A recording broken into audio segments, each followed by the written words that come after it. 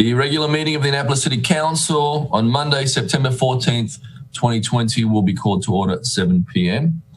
At this time, would everyone join Alderwoman Finlayson in the invocation, followed by the Pledge of Allegiance. Thank you, Mr. Mayor. Dear Heavenly Father, I come to you thanking you and praising you for the great gifts of our city. Lord, I lift up in prayer our country this evening. It is a time of strife throughout not only our country, but the world. I ask you to protect all people. Protect those communities that are ravaged by fire. Protect those communities that are ravaged by water, by rain, or by tides. Protect those communities who are ravaged by hate and discrimination. Lord, we don't know what will bring, what will come, what will befall our community, but help us to be ready for whatever it might be. Let us not be silent, but to use our legislative powers to make laws that will eliminate disparities, racial and social. Help us to continue to be the voice of the voiceless. Teach us the spirit of cooperation and compromise. Lord, grant us the gifts of wisdom, justice, counsel, and fortitude that will result in a strong and healthy community. All of these blessings I ask in your name. Amen. Amen. Amen. Please join me in the Pledge of Allegiance. I pledge Allegiance to the flag of the United States of America and to the republic for which it stands, one nation, under God, indivisible, with liberty and justice for all. Madam City Clerk, please call the roll. Yes, sir. Mayor Buckley. Mayor Buckley. Got you muted there, Regina.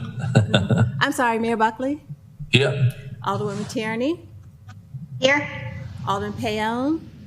here. Alderwoman Pendell Charles. here, Alderwoman Finlayson. present, Alderman Gay. Here. Alderman Savage. Present. Alderman Arnett. Present. Mr. City Attorney, please present the first item on the agenda. Yes, sir. First item on the agenda is approval of the agenda. This time it's a motion to approve the agenda. so moved. Second, Bob, do you have an amendment? That's right. Yes. Should I make a motion now to take something off? The agenda. What are you? So I'd like. Sorry. Excuse me. Are you taking something off the consent calendar? No. I'd like to. If I should do this later, let me know. But I'd just like to make a motion to. I'd just like to withdraw. 3919. Should I do that now or later? It's on the agenda. You could do it when we get to it. Okay. All right. Consent calendar, I should wait till you call that. Yes. Okay. Wait till we get to it. Alderman Gay, you had your hand up. Consent calendar. Okay, thank you. Madam City Clerk, please call the roll. Sure. Mayor Buckley. Yes. Alderman Payon. What are we voting on? Approval of the agenda. Aye. What are you drinking? Alderwoman Pendell Charles. aye, Alderwoman Finlayson. aye, Alderman Gay. Aye. Alderman Savage. Aye. Alderman Arnett. Aye. Alderwoman Tierney. Aye. Mr. City Attorney, please present the next item on the agenda. Yes, the next item on the agenda is approval of the consent calendar. approval of the consent calendar. Who was that? Second. Second. Okay, Alderman Savage. Yeah, I'd also like to remove from the consent calendar FT 2-21 and, oh shoot, I wrote down the wrong, 01820, and there was one other one, but I'll come back once I find the number. Alderman Pound. Thank you, Mr. Mayor. I would ask that R50-20 be removed from the consent calendar. Okay, you got all those, Regina? Yes, sir. Okay, Alderman Gay. Yeah, I like to be added to 03920.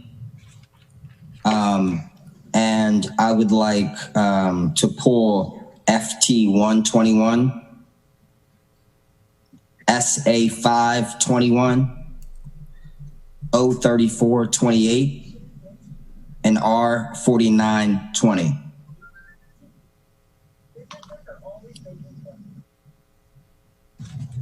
Regina, you have all that? Yes. Mr. Mayor, Alderman Savage. I had one more that I found the number to. FT 121. He just did that. Oh, they just, okay. Done it. Sorry. Anybody else? Madam City Clerk, please call the I roll. thought we removed the consent calendar now. Is there anything left? No. Okay, Mayor Buckley, Yes. Alderman Payon, Aye. Alderwoman Pendle Charles, Aye.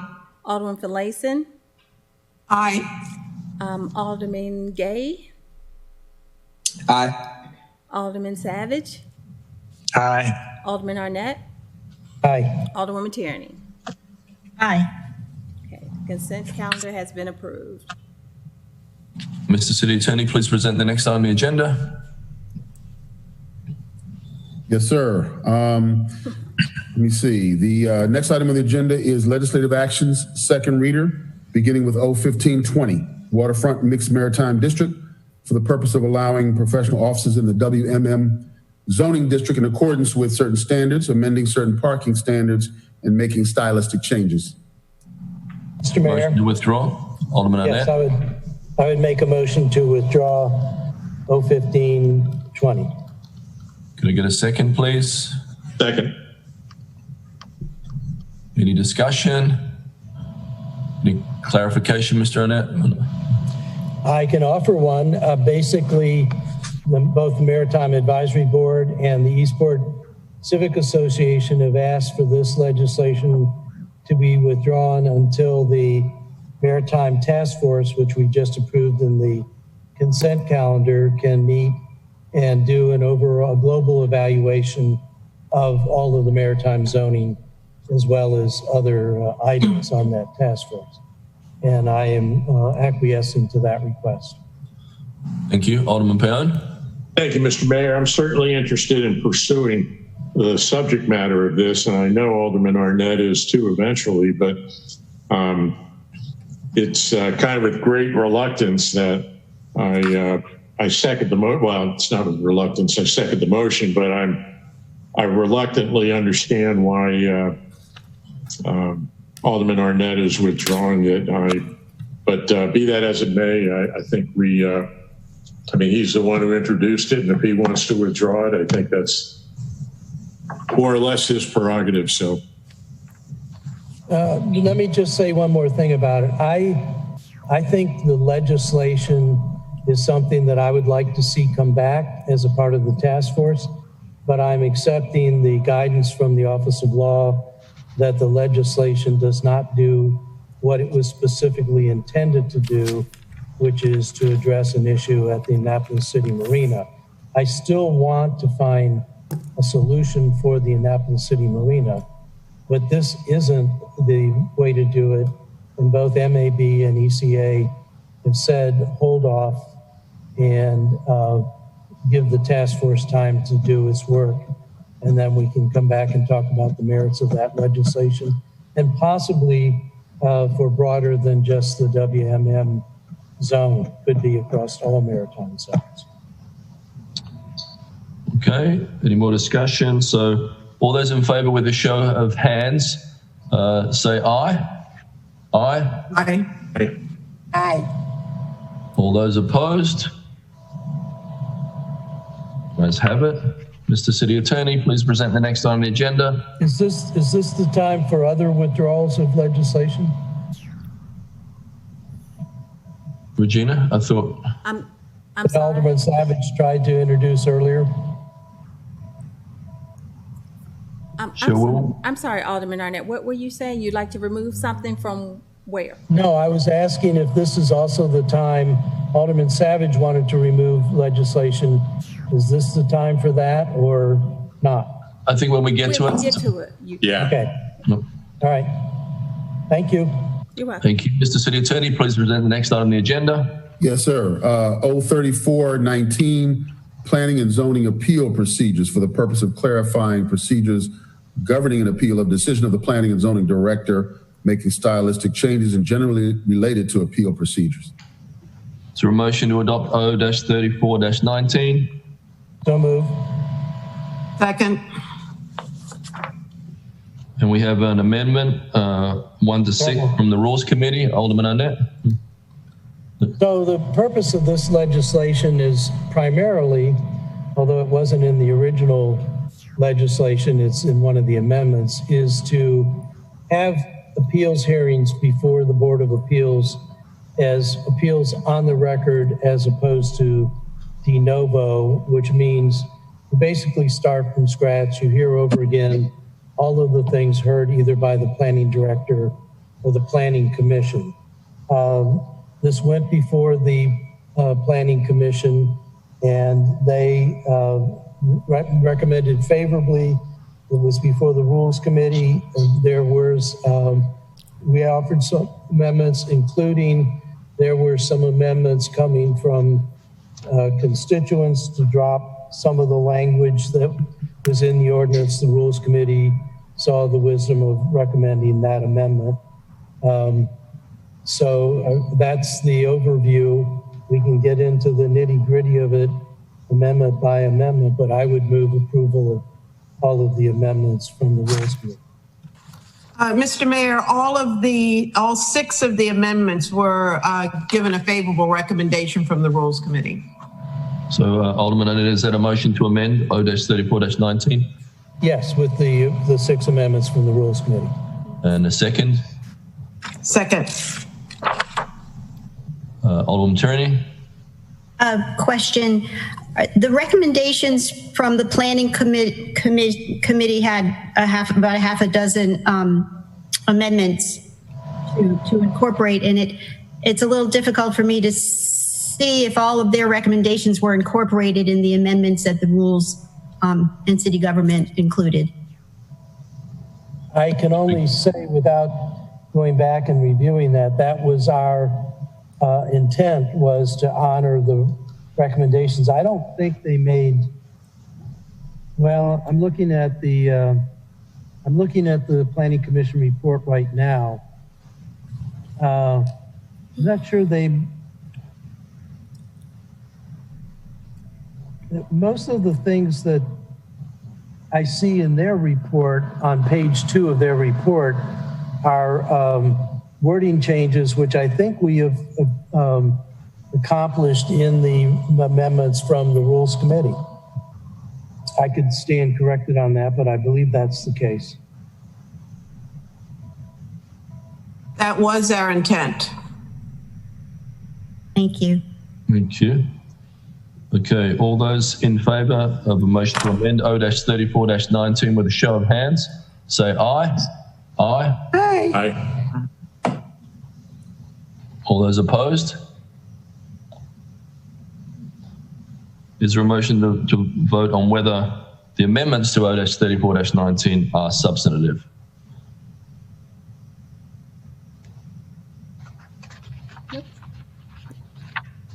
Okay.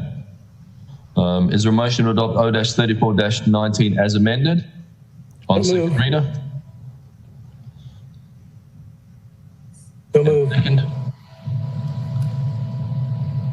Second. Okay, all those in favour with a show of hands, say aye. Aye. Aye. Is there a motion to adopt O-34-19 on third reader? So moved. Second. Thank you. Madam City Clerk, please call the roll. Yes, sir. Mayor Buckley? Yes? Alderman Payon? Aye. Alderwoman Pendell Charles? Aye. Alderman Finlayson? Aye. Alderman Gay? Aye. Alderman Savage? Aye. Alderman Arnett? Aye. And Alderwoman Tierney? Aye. And motion carried. That amendment is passed. Thank you. Mr. City Attorney, please present the next item on the agenda. Yes, sir. Making sure. Okay. The next item on the agenda is O-38-19 Housing and Community Development Committee. For the purpose of renaming the Housing and Community Development Committee, clarifying certain powers and functions, and making stylistic changes. Is there a motion to adopt O-38-19 on second reader? So moved. Is there a second? Second. Thank you. So we have a bunch of amendments here. 1 to 3, the Savage, Finlayson, Arnett amendments. And then Alderman Gay. After that, another Alderman Savage one on 4. Alderman Gay, discussion? Is this the appropriate time to ask for the legislation to be postponed, or I think me and Teresa are still within discussion about what exactly we'd like this this committee to look like, and this legislation is supposed to be that, and I think we just still have a lot to talk about. Okay. That a motion? I'll second it if it is. Yeah. Second. But to what date? Could I ask for the first meeting in October? Of course. Or actually, could I ask for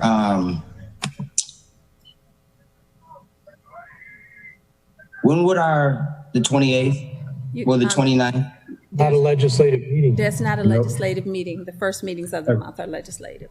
We have to go to October or November or December or later.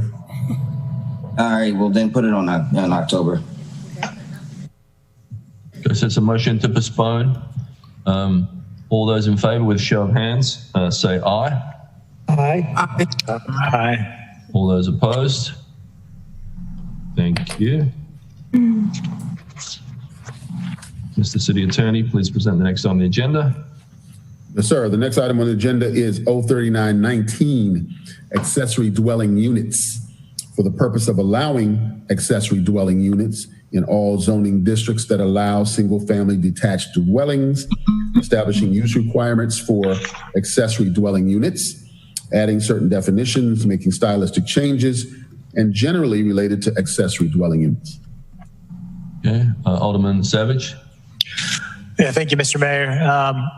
And I can tell some of you are chomping at the bit to have me withdraw this. But so, I've had a lot of deliberation and discussions with many of you, and I've decided to withdraw this because at this point I'm the only sponsor left. And for such a large piece of legislation, I don't think that's the best way forward. I'd rather we start with a new piece of legislation that represents more of a consensus amongst this body, and that's drafted by our new Office of Law. I'm also not so keen on some of the amendments and the direction the ordinance would potentially go if we tried to pass it tonight. So rather than delay this ordinance again, which is dated from 2019, I think we should just start over at another time. And I think we'll hopefully, with everything with the agreement, consent decree from the Housing Authority issue, that will have even more reason to look at legislation like this to address the affordable housing issue in our city. Second. So Alderman Gay's task force, I think, was going to help us a lot on this, but Alderman Gay had his hand up. Yeah. I appreciate it. And to Rob's point and mentioned the consent decree, I think that it should actually be voted on tonight so that people could actually see who's for affordable housing, who is not for affordable housing. You know, I think that to vote on or to go through this entire you know, process of affordable housing and the consent decree and all of that stuff and the task force and all of that is great work. And then I took the liberty of going through the legislative history of my colleagues. And then for the first piece of affordable housing task force that would actually increase the supply of task force, the first piece of legislation to come up in 5 years, and a number of you were on this council for that time. They voted down. So I think you should allow them to vote the bill down tonight so that that can stay forever and that so that people can know. And so that when we bring it back the next time with a clear direction, not limiting the scope of the legislation, with whether it be with this group or with a new council, you know, it will meet the objective. To your point, I think that they've watered it down and made it impossible to get anything out of that. So I think you should let them vote on it tonight. You're withdrawing it. Alderman Arnett? So, Mr. Mayor, it does feel like we're starting to debate the legislation rather than the motion, but I would say that Joelle, let there be light. Joelle sent us the county's affordable housing legislation rather than accessory dwelling legislation. I would urge everybody to take the opportunity to read it. And I know that that was discussed during the negotiations for the dissent decree, but for my taste, and I have always been an advocate for affordable housing, being consistent with what the county's doing, I think would be a good start. So that's already good to go. It's already been discussed as a part of the consent decree process. And I think that the council in its unanimous vote in accepting the consent decree acknowledge that part of that is to look at affordable housing in the city of Annapolis. I'm just going to hold on a second here. We're starting to debate this. Regina, he can just withdraw it without a vote, right? No, he has a motion. And you have a motion and a second on the floor, Mr. Yes. Mayor, so that has to be dealt with. Yes. The motion to withdraw it has been seconded. Okay. Alderman Pendell Charles had a hand up next. Thank you, Mr. Mayor. I'd just like to make one quick comment. As far as my support of affordable housing, we have been working diligently for several years. We've had many hurdles to get to the point of 42 townhomes, which are town courts, that we've been working on. We had many hurdles to get through that. And it has finally come to fruition. When it came out in the Capitol on the front page, I literally started getting many emails about what can I do? Where can I sign up to get on the list to be one of the persons that would be on the list to get one of those affordable market rent townhomes. So I take umbrage, for lack of a better word, as to what I've been doing in Ward 3, what we've been doing in Ward 3, what the city has assisted us with in Ward 3 to get these 42 townhomes up and running. It has been a yeoman's job. We've had the state, the county, and the city involved in this, as well as the developer, and it has gone a long way. And we are very proud of what we've done as it relates to affordable housing. Thank you. Alderman Gay had his hand up next. Thank you. I just wanted to quote one of my colleagues in the Capital Gazette and saying a lot of the things in this consent decree should have been done a long time ago. And I agree wholeheartedly. And I think that, I mean, I've been here a year. I think some of you have been here 3, going on 4 years. Others, decades or decade. So I don't know. They've had the opportunity. I think that I don't know why, again, when we get to the point where we have an opportunity to create new housing, you know, to follow the trend across the country and create opportunities. Again, we just pass up on the opportunity. It's not in line with what you all say. You say one thing and then come to the council meetings and vote a different way. And I just don't know. I don't know. People have to be accountable for their actions. Okay, I'm going to take a vote. I support affordable housing, but probably not bad legislation. So I think that's the road we're going down. All those in favour? Amendments, not because of original sponsorship. That's unfair of you to say. Yep. Aye. All those in favour with a show of hands say aye.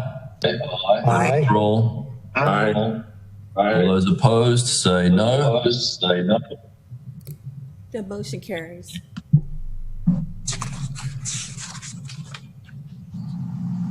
Mr. City Attorney, please present the next item on the agenda. Yes, sir. The next item on the agenda is O-2020, Deputy City Manager for Resiliency and Sustainability, for the purpose of establishing the position, providing terms of employment compensation, clarifying duties and responsibilities, transferring certain programs and activities, and generally relating to establishing the position. Is there a motion to adopt O-20-20 on second reader? So moved. Is there a second? Second. There are amendments, amendments 1 to 5 and amendment 6 from the Environmental Matters Committee. Alderman Savage. Yeah, I'd like to move amendments 1 through 5, the Buckley amendments. Second. Any discussion on that? Alderman Gay. Yeah, you know, I want to make sure if this is the right direction, obviously, for our city to go in. This is a big step. And I think we've had a lot of discussion on it. But I don't think that we've had any, I mean, I still am, are they coming in as I'm still not sure what the role would be. I just still have a number of questions. This is a city manager's initiative. City Manager Gerald, do you want to give a summary? Sure. So the idea behind this is we currently have an Office of Environmental Policy, and the desire is to raise the level of both the environmental programs as well as resilience. Environmental programs through what we're calling sustainability, which is really an overriding or overarching issue associated with the environment. But to raise those issues, the issues that are currently handled by Office of Environmental Policies, raise those issues to a deputy city manager, give them signature authority over the developments that come forward, give them guidance capabilities over a number of the departments, including Public Works and Planning and Zoning, and generally just to raise the level of that so it becomes a close advisor to me, to the city manager, instead of another office within the city structure. So that's the real purpose. These are areas that are going to grow more and more important as we move forward into the future, resilience and sustainability. And this position will have oversight responsibility for those two very large areas, which really overarch over all city departments. Alderman Payone had his hand up. Just responding. Are there any plans? I'm sorry. Sorry, Alderman Payone. Alderman Gay was responding. Yeah. Just quickly, would this looking at the fiscal note, there are no exact numbers, but obviously it would, someone would be hired and it would increase the number of staff we have in the administrative roles. Is this something that could wait until after the pandemic?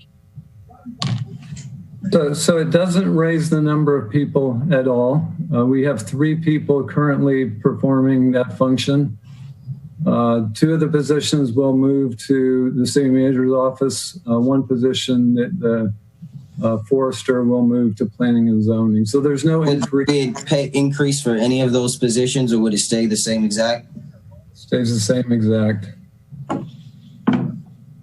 So again, why not just allow her to do or whomever to do the exact same job from the exact same office that they're currently in?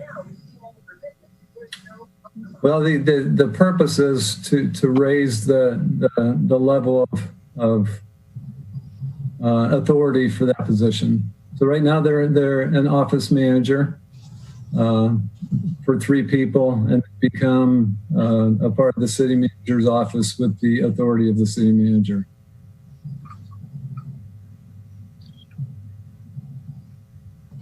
Alderman Pound? Are there any plans right now to have a deputy city manager for public safety or for housing or for planning? Or I could go down a whole list, all of which are important. This doesn't mean I'm not going to vote in favor of this, but I mean, I'm just wondering why environmental public safety, it seems to me, environmental is always important. But public safety right now particularly seems to be pretty darn important to me. Planning is always important. I mean, I could go right down a list and make every department a deputy city manager. Yeah, and I think that's a really good question, but you have to recall that right now environmental policy is not a department. It's an office of 3 people. Each of those areas that you were talking about, police, fire, planning, public works, are all department directors. Their areas don't overarch all of the departments like environment and sustainability and resilience do. So that's the purpose of this position, is to provide guidance to each of those departments in these specific areas that everybody has to deal with. Everybody doesn't have to deal with police issues.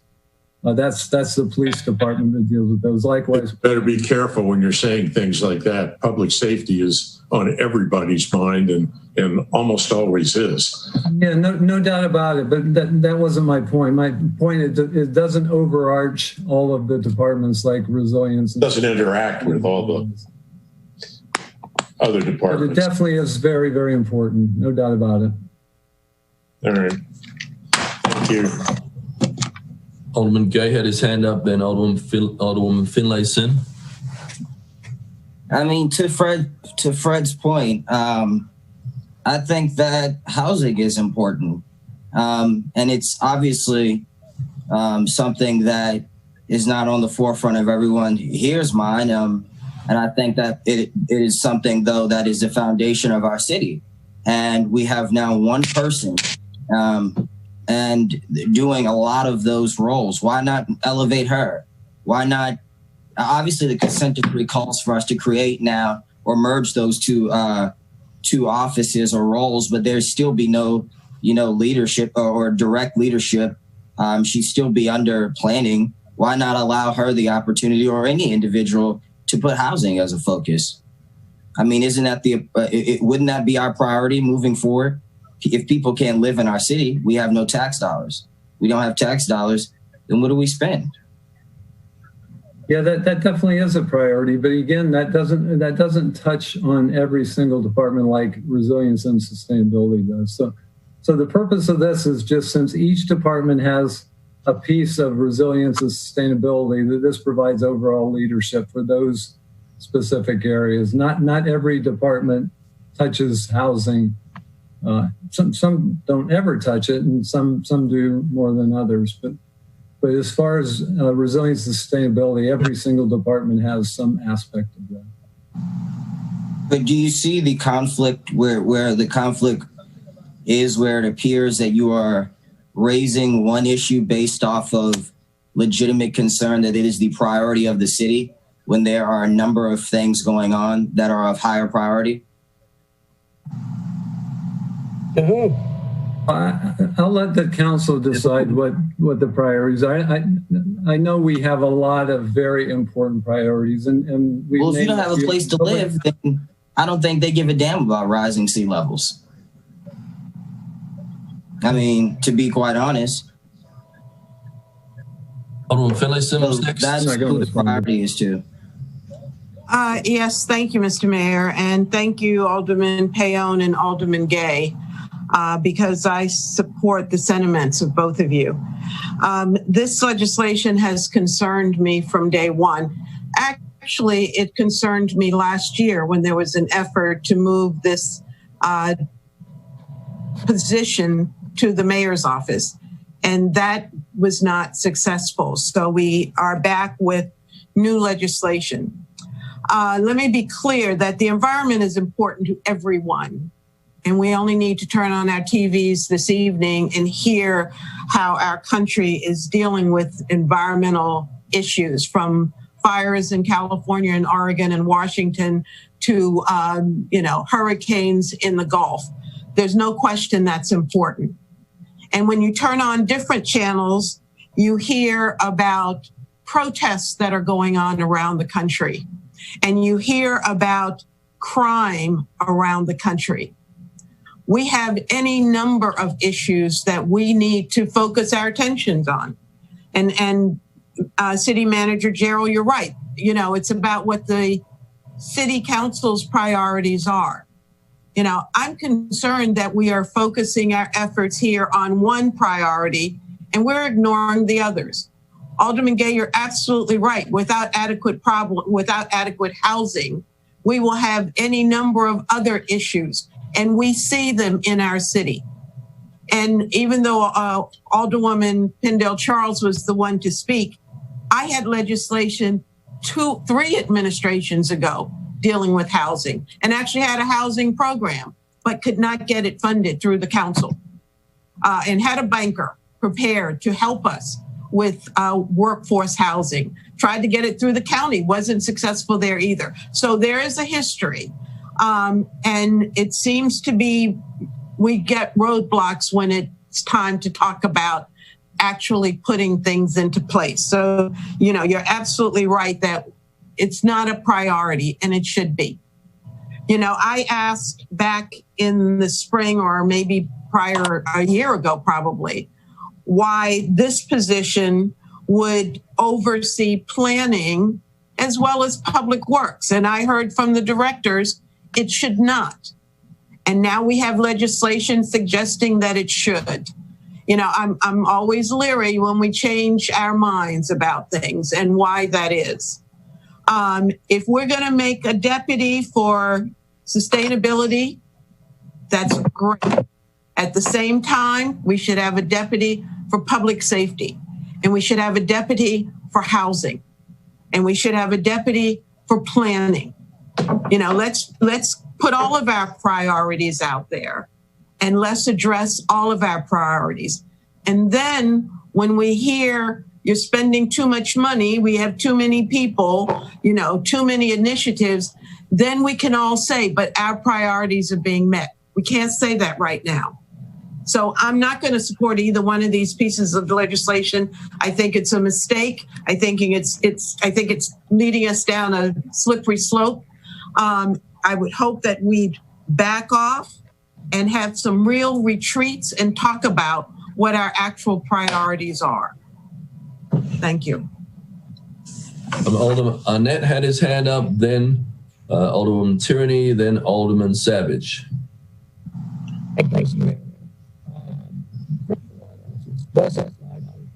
You're having a little audio problem, Ross?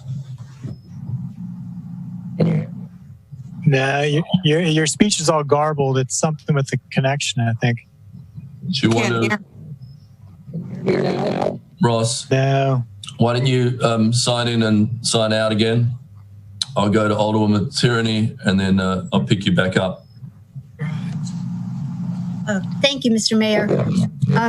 Similar to what I believe my colleague Alderman Gay was saying about affordable housing, an issue like this, as affordable housing, we should have some consensus as a council, and that's what worries me tonight. This is pretty important stuff. Let me just bore you very quickly with the UN definition of a resilient city. A resilient city is one that assesses, plans, and acts to prepare for and respond to hazards, natural and human-made. Resilient cities are better positioned to protect and enhance people's lives, secure development gains, foster an investable environment, and drive positive change. It's a very abstract definition, but what it's trying to say is that resiliency is overreaching and it affects every department. And for it to be successful, I think we need, if we need the time or as my colleague Alderwoman Finlayson said, to discuss it further, because I am concerned that we're not getting unanimous support for this, because it's a big deal and this is a heavy lift. So that I just want to share that concern. Perhaps we can read. I always was concerned about this resiliency having a different definition for different people, and that maybe we should have defined it more clearly in this legislation. But I don't think I'll convince you from what I'm hearing already how important this is. I fully support this resiliency effort, but it's not going to work if we don't all understand why. Thank you. Alderman Savage. Thank you, Mr. Mayor. Just real quick on that, Alderman Tierney, I do have an amendment to add some definitions. I tried to take some of the discussions we had in the committee to develop that. So I think that's on the charter amendment, though, and we can discuss that when we get to the charter amendment. But on this, I just want to start by thanking the city manager for coming up with this idea and bringing it to both the mayor and I. We both had competing proposals, as you are well aware. And I think the city manager's willingness to present such a compromise to bring both parties together, I think is really, really appreciated. And I do thank him for that. And I'm supporting this proposal, and I do hope that colleagues will come around and support this as well. The city manager's crafted this in a way that seeks to respond to the desires for change that we've heard from the environmental community and address some of the organizational shortcomings that we've observed with the current approach.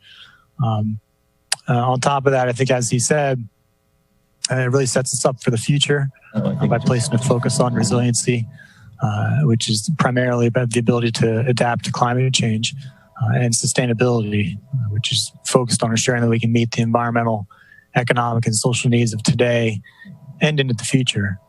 So Alderman Payon's point, as the city manager said, I think we have directors for the issues you mentioned, public safety and the other things you listed. But environment and resiliency are, like he said, rather unique, in that multiple departments are impacted. I used to be the city's sustainability coordinator, and that was one of the things. As just a coordinator working with all these different departments, it was really difficult. And I think it would be much easier to have a deputy level position doing that. That's why when you look at sustainability certifications around the country, and we do have one in Maryland called Sustainable Maryland, it impacts, it's not just environment, it also has social end to it, and as well as economic. But those are instances where when the cities get the certification, they have to work with all the different departments in that city. But I think it's important to also look at what's the alternative. We've tried other models. We had a department and it was dissolved by the previous council, and some of you on this council voted for that. And as you recall, I proposed reforming a department, but didn't have enough support for that. And the mayor and the previous city manager proposed something, and there wasn't enough support for that. And so that's why I think the city manager was moving forward with this approach, and that's why I jumped on to support this after a lot of conversation with him and the community. This is a compromise. I think we've worked for years to try to develop a solution to some of these concerns that we've been hearing from the community. So I think we also have to look at, we're not ignoring other issues. I mean, we can multitask, but this is something that we've been struggling with, again, for many, many years. How do we enact organizational change that's oriented on the environment and meets those resilience and sustainability goals, and how do we get that coordination that's needed? So, I mean, I guess I just to throw this out at this point, after we've spent so much time developing and discussing other ideas, and again, it's not just this past year, but for years, we've been working on this and trying to respond to the concerns. That's presumably what led to the effort to dissolve the organization. What was it, 4 or 5 years ago now, if not more. But people have been looking at that model, trying to figure out how to move forward. So there are shortcomings with the current approach. As the city manager said, it's an office manager approach. And so I think we need to also listen to his experience with the city in terms of what he thinks is going to work best to help achieve the change we're seeking. But I think again, you're kind of throwing the baby out with the bathwater. If we just, I mean, you could say it about anything. Are you going to just throw out legislation because it doesn't mention, throw out the affordable housing legislation because it doesn't address the environment? Because if people don't have clean air, clean water, then what's the use of having housing? I mean, those arguments are just not productive. They don't lead to a solution. We've spent years, again, trying to work on this. So, I mean, what's the alternative? If we shoot this down, what's the environment left with? It's left with an office manager. This is the compromise we've been trying for years. I mean, I don't think. So again, I mean, I want to thank those who've offered to who have sponsored this legislation, along with the mayor and I, and I hope we can move forward at this point with this proposal. Thank you. Alderman Annette's back online now. Let's see, am I? Yes. Can you hear me? Good, yep. All right. So I think while I understand a lot of this discussion, I think it's somewhat misplaced. It really should be occurring when we're discussing the charter amendment, because this ordinance simply talks about the duties of this position if it's established. I also think discussing having other deputy city managers is somewhat misplaced. If people want to have other deputy city managers, produce the legislation to create those. Of the ones I've heard, I think the one for housing is the one I find most appealing. I don't think we need one for public safety. We really have 3 public safety deputy city managers, all direct reports to the city manager, and also all coordinating very well with each other.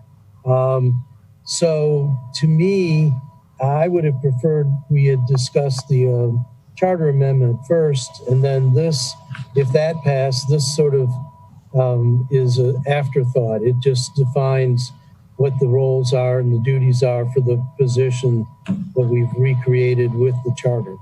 I still support this. My first preference was that we create a Department of the Environment with full departmental status, including departmental involvement in approving projects, signature line.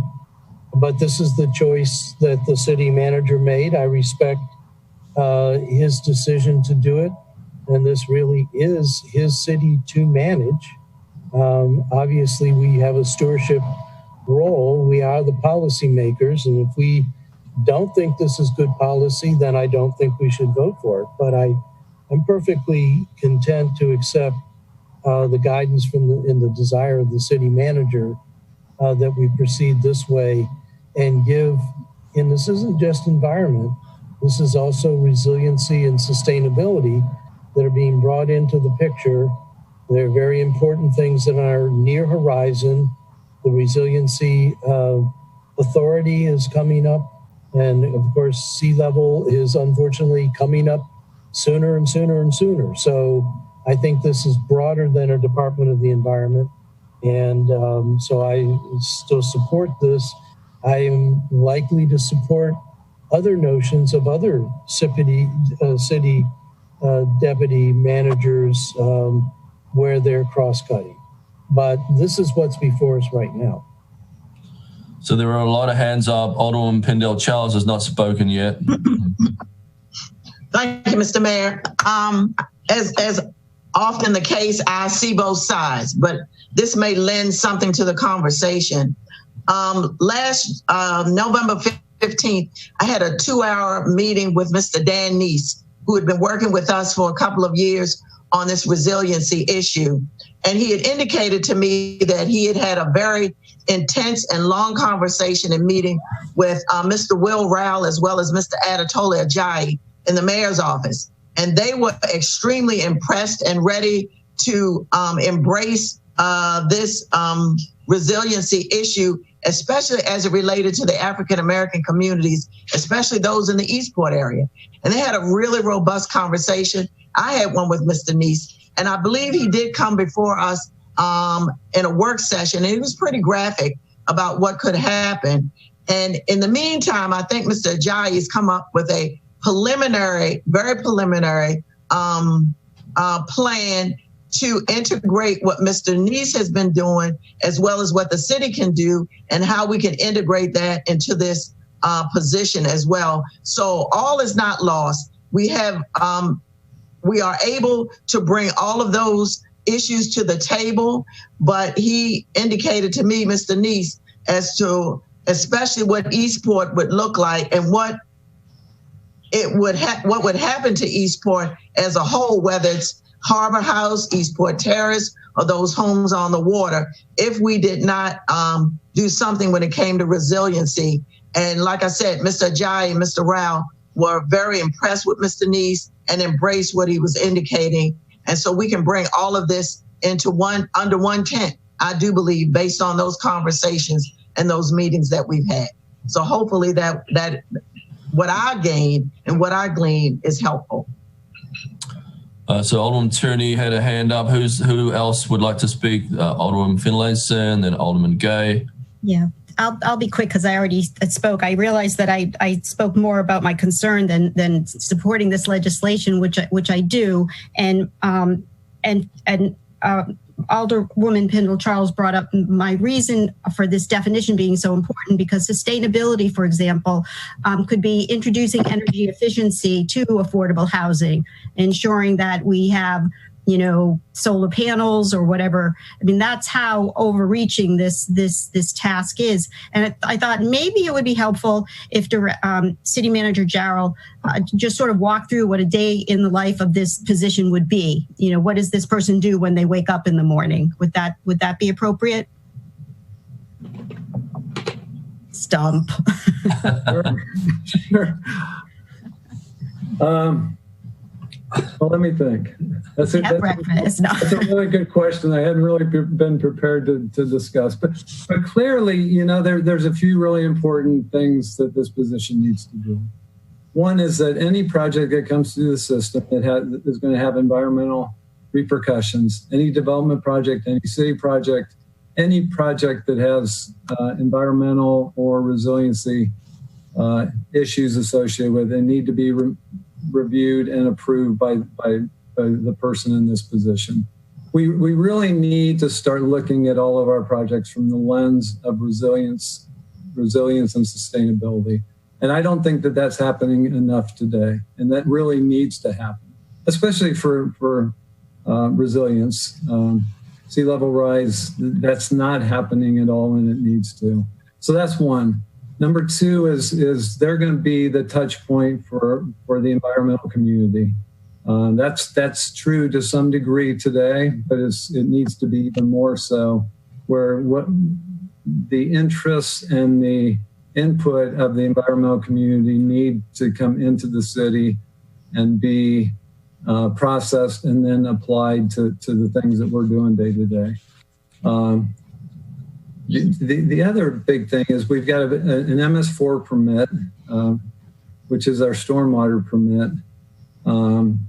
Everybody thinks of those as that MS4 permit involving only the restoration projects, but it involves a lot of other things. It involves public outreach, public education, illicit discharge elimination. And those areas need to receive more attention too, because we could be completely successful with the restoration projects for the MS4 permit and still fail if we're not taking care of all those other aspects of the MS4. And then there's there's the tree conservation, there's the plastics initiatives, there's the energy conservation, there's getting EV charging stations here in the city. There's so many other areas that the plates are going to be full, and there's going to be more than enough to do on a day-to-day basis for whoever's in the position. I hope that answered your question. Alderman Finlayson, your mic is muted. Sorry, thank you. City Manager Gerald, thank you for that description. Sounds like it's going to be a department that's going to need more help, actually, with that tremendous list that you just mentioned. My first comment is the Office of Emergency Management touches every department and touches every department in a very significant way. So, maybe we need another deputy. Tell me what would not be accomplished if we just created a department. Alderman Arnett just referenced a department with a director that had sign-off authority. Why not just elevate this department, whatever it's called now, to a department on par with all of the other directors in the city? Yeah, and if I could just address OEM first, because I think you just made the argument of why that actually became a department. It used to be under the fire department, and then moved outside the fire department and was an Office of Emergency Management. And now it's been elevated to the Department of Emergency Management because it does touch a lot of the other departments and is a very important department in the city. Mm-hmm. My concern, and you talked about the fact that Public Works and Planning came and testified against the department. Well, I was Public Works, you'll recall at that time, and I was one that testified against the department because the proposal was to take one of my engineers out of the engineering group and move him to this group and sort of have him as an island within that department with no other engineers. And I didn't think that was the best approach to take for stormwater, for the stormwater engineer or the environmental protection specialist. So that's why I testified against the department idea. This does not do that. This does not pull people out of existing departments and put them into this new group. It takes the existing group and moves the urban forester over to planning and keeps the other two together to use the departments to help them. I mean, that's the whole idea, is that they are overseeing and guiding and not necessarily doing all the work. That's what the departments are going to do. And that's why they need to have some oversight and some management control over the departments, so the things that they see that need to be done will be done more by the departments and not by adding extra people to this organization.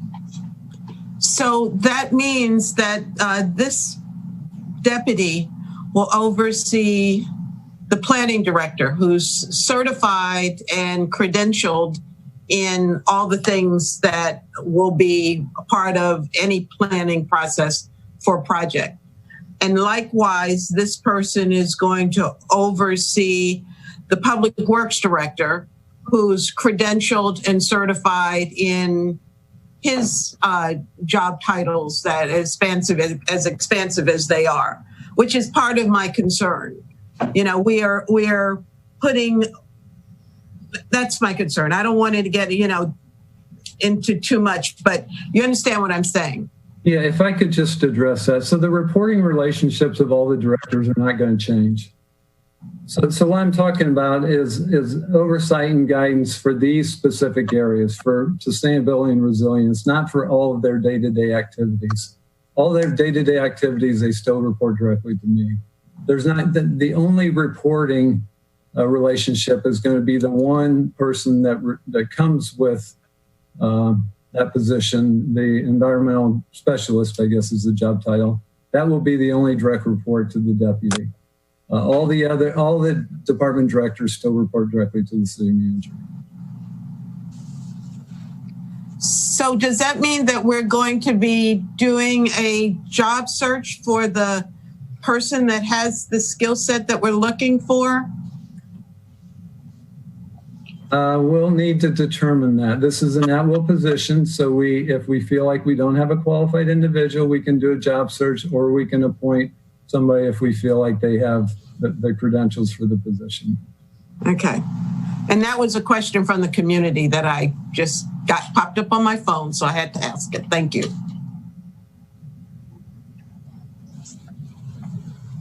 Alderman Gay was next. Yeah, my point is just to some of what my colleagues talked about as it relates, as the individual's role will relate to public housing and housing in general. And I don't think that when this legislation was written, when conversations were had as it relates to this, that public housing or any of that was a priority. So I think it's convenient now to just drag it up in conversation.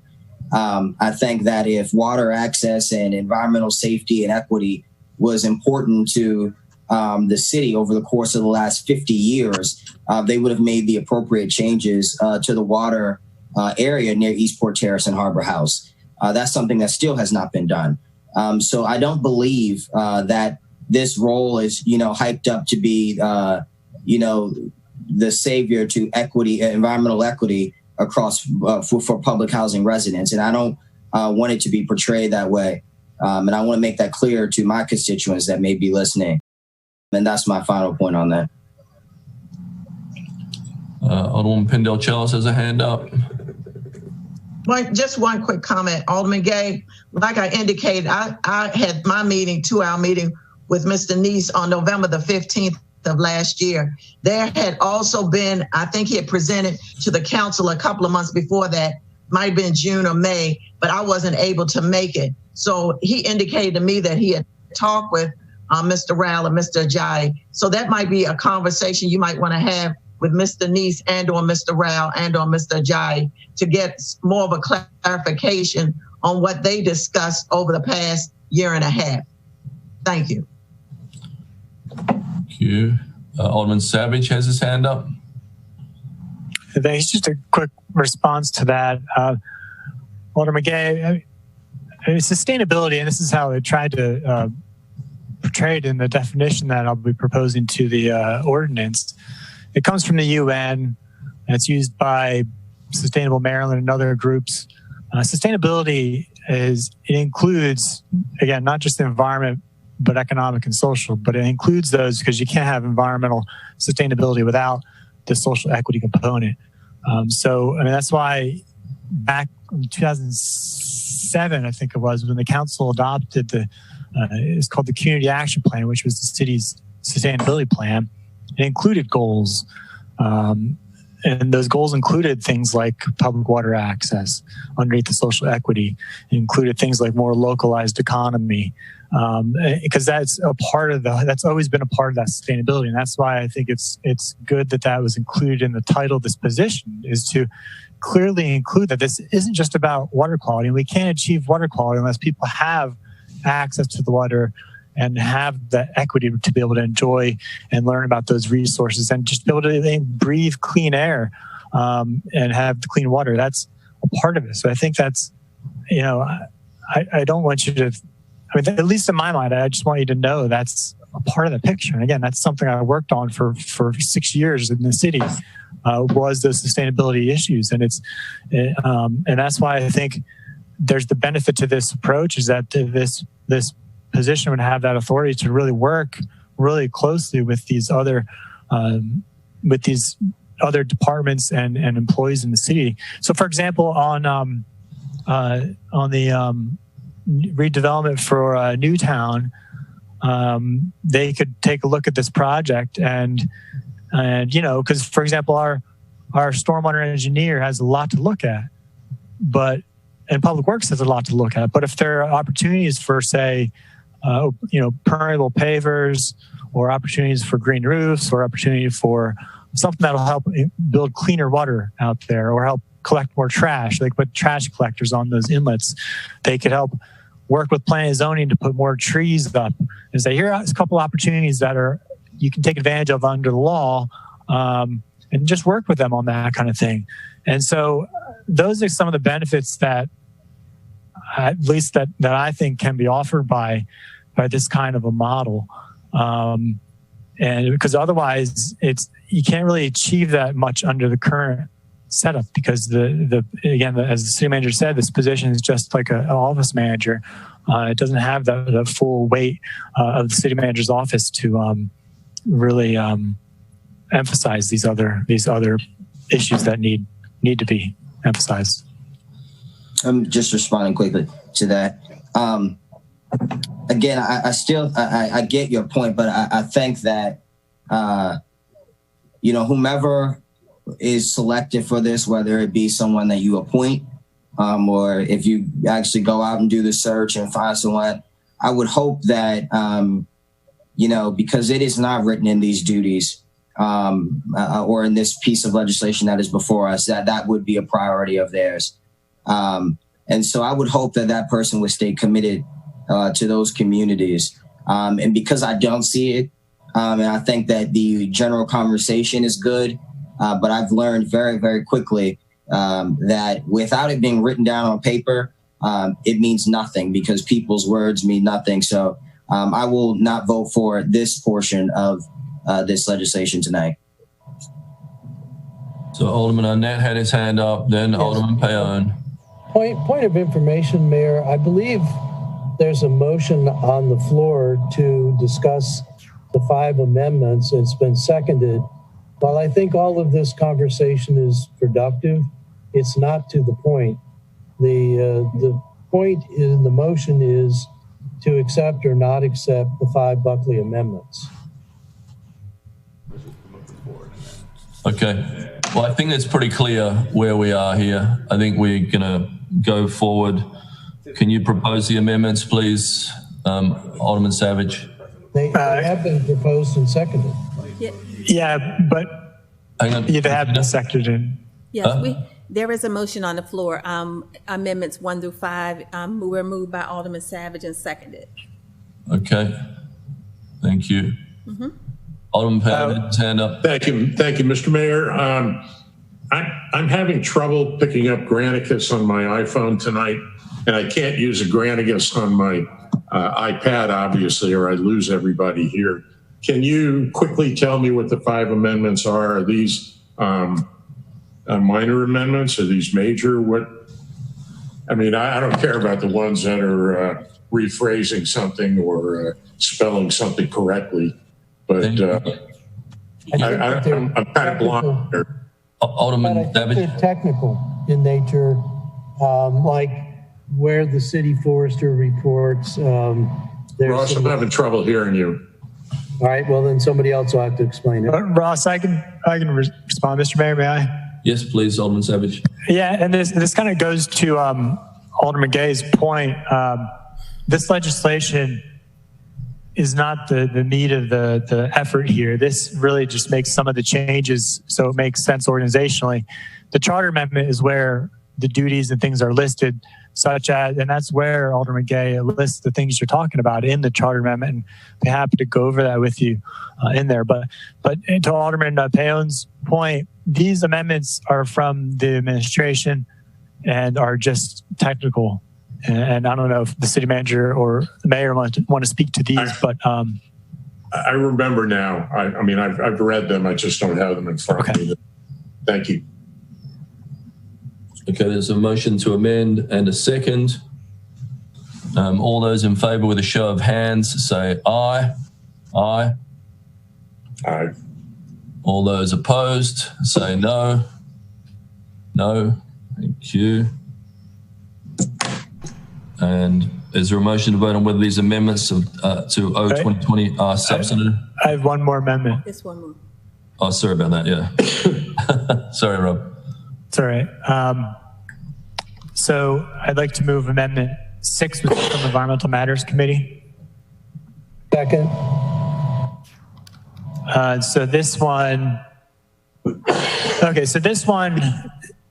removes a provision from the ordinance that we felt does not belong in here. The provision that is in the ordinance would require, so currently our constituents only have to get permits to remove trees if the trees are, I forget what I think it's like about 25 feet within a public right of way. So any trees in the backyard, they don't need permits to remove. What's in this legislation, which I think the city manager said was put in upon a review by a department. But in any case, what the provision does is it would require permits for removing any trees over 24 inches. So that's a change which I agree with it, but I don't think it belongs in this legislation. I think we're just conflating the issues. So I will be making a request to have this be separate legislation in the future, but we just felt it wasn't appropriate to have it in here. So are there any questions about that? Okay. We have a second on that, Regina, for Amendment 6? Yes. Okay. Well, excuse me, Mr. Mayor, it seems to be confusing here. Is the maker of the motion not putting the motion forward, or is there a motion? He did. The motion is, the amendment would remove the provision that the Environmental Matters Committee recommended be removed from this legislation because we think it's a separate issue. Gotcha. Okay. All those in favour of this say aye with a show of hands. Aye. Aye. Aye. Yes. All those opposed say no. Okay. Is there a motion to vote on whether these amendments to O-2020 are substantive?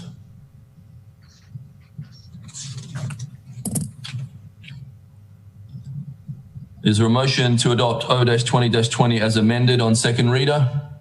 So move. Second? Second. Second. All those in favour with a show of hands say aye. Aye. Aye. All those opposed say no. Nay. Is there a motion to adopt O-20-20 on third reader? So move. Second. Second. Madam City Clerk, please call the roll. Are we finished with discussion, Mr. Mayor? I'd had my hand up before. Sorry, we can discuss. Yes, Alderman Pound. Is this position automatically filled, or will we be seeking applications? I mean, I don't have anything against the person that's running the show right now, but there is no one running the show, sir. Okay. Asked and answered. That was the same question Sheila asked. Okay. Potentially. Thank you, Alderman Pound. Okay, all those in favour with a show of hands say aye. Aye. All those opposed say no. Nay. Okay. I got to do So we were on roll call for third I got to reading. do a roll call. Okay. Mayor Buckley. Madam City Clerk, please call the roll. Yes, Mayor Buckley. Yes. Alderman Payon. So there's a lot I don't like about this, but there is a lot that I do like, and I'm going to take a chance and go with an aye on this one. Okay. Alderman Pendell Charles. Aye.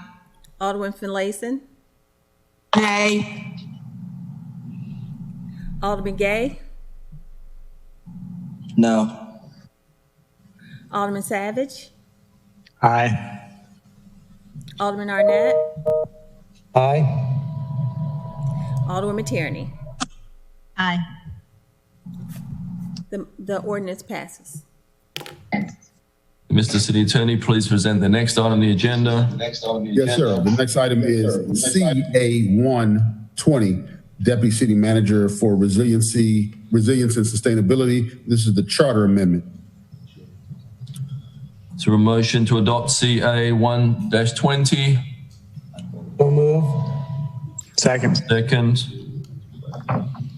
We have some proposed amendments here. Before we start those, we have debated this a lot. I think everybody's position's clear. The first amendments 1 to 8,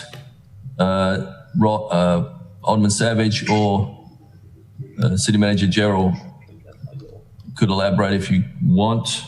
Somebody has to move them. If anyone wants. I'll move amendments 1 through 8. The Buckley amendments. Thank you. You have a second? Okay.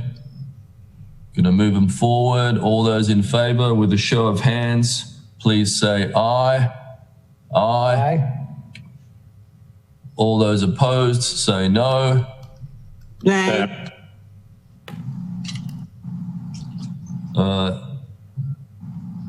Let's move to 9 to 10. Alderman Savage, amendments 9 to 10. Would you like to move those? Yes, I'd like to move amendments 9 and 10. In a second. Can you elaborate? Yeah, what'd you say? Elaborate? Can you move 9, 10, and 11 at the same time? Oh, 11 to, oh, yes. Yeah, I move 9 through 11. Second. And do you need any clarification?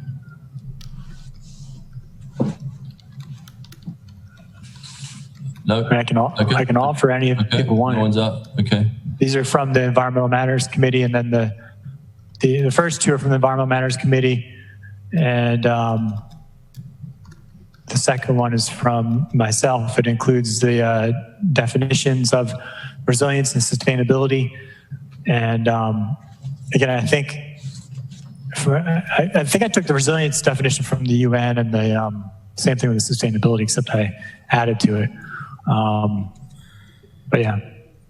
Okay, let's vote on those. 9 through 11. Aye. All those in favor with a show of hands say aye. Aye. Those opposed say no. The motion carried.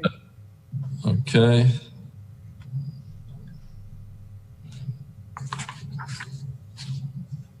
Is there a motion to vote on whether this is substantive?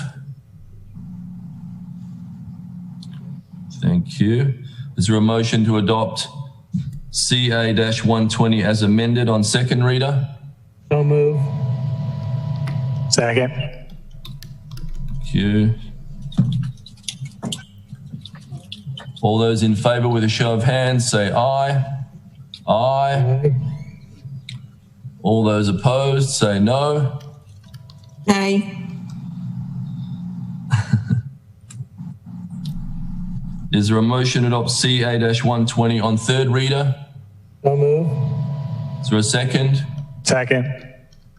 Before we vote on this, I just would like to say I'm proud of the work that we've been doing over the last few years. I believe that we all work on multiple issues at one time, and we have a lot of talent and a lot of passion on this council. But all we have to do is turn the TV on to see what's happening to this planet. We're burning on one side of the country and we're flooding on another side of the country. It's never been more important for us to stand up for the environment.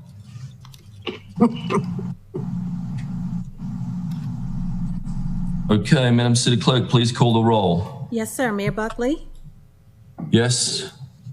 Alderman Payon? Aye. Alderman Pendle Charles? Aye. Alderman Finlayson? I support the environment. I oppose this legislation. Okay. Alderman Gay? Reluctantly, I don't want to do this, but yes. Alderman Savage? Excitedly, aye. Alderman Arnett? Joyfully, I want to do this, yes. Okay. Alderwoman Tierney? Aye. Okay. The charter amendment passes. Thank you all. Mr. City Attorney, please present the next item on the agenda. Yes, the next item on the agenda is CA 220, Charter Amendment to set the City of Annapolis primary election date. So move. Mr. Mayor, I have a motion I'd like to make. Yes. Do we get a second on that, Regina? I think Alderman Savage has something. I'd like to withdraw, actually. I second that. Okay. All those in favor of the withdrawal with a show of hands, say aye. Aye. Aye. Aye. Good intentions, though. Thank you, Rob. Yeah, I'll bring this back up if I'm reelected because I think it was just too close to the election to do. This is kind of important, this one coming up. Mr. City Attorney, please present the next item on the agenda. Yes, sir. I think we're at R5020. Is that right, Regina? Legislative action, second reader, removed from the consent calendar, R5020, Robert Eads, for the purpose of remembering Robert Eads and his contributions to the community and renaming the College Creek Park at Clay Street and College Creek in his honor. So a motion to adopt R-50-20. Alderman Payne. Is that you moving it? So moved, but I do have an amendment. And a second, please. Second. Second. Thank you. Alderman Payne. Yeah, his middle initial is H, and I would like to put that in Robert H. Eads Park. We have that. Alderman Savage. Can I just make sure I'm on this as well, supporting this? Yeah, I just wanted to add, please add me as a sponsor. Thank. You can add me as a co-sponsor as well.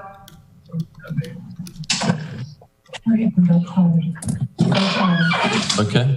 You need more discussion on that amendment, Mr. Mayor? Sorry?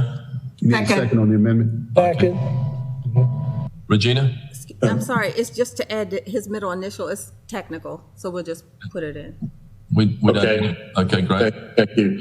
Mr. Mayor, I'd move that we suspend the rules and vote on this evening. I don't see any reason not to. I'm guessing it's going to be unanimous, but that's only a guess. We will do that, Alderman Pound. We just got to vote on this first. Yep. Okay, thank you. Okay. All those in favor of Robert Eads, say aye. Aye. Aye. All those opposed? Is there a motion to suspend the rules, Alderman Pound? Yes, there is, Mr. Mayor. Can I get a second? Second. All those in favor with show of hands, say aye. Aye. Aye. Is there a motion to adopt R-50-20 on second reader? So moved. Second. Madam City Clerk, please call the roll. Yes, sir. Mayor Buckley? Yes. Alderman Payon? Yes. Alderman Pendleton Charles? Yes. Okay. Alderman Finlayson? Yes. Alderman Gay?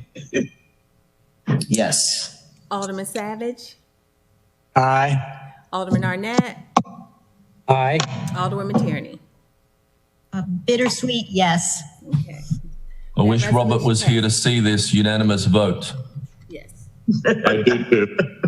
He'd be thrilled beyond words. I mean, this is more than he ever dreamed would happen. Although I'm quite sure he changed places without having this park named after him in a New York minute. But we all wish he was here.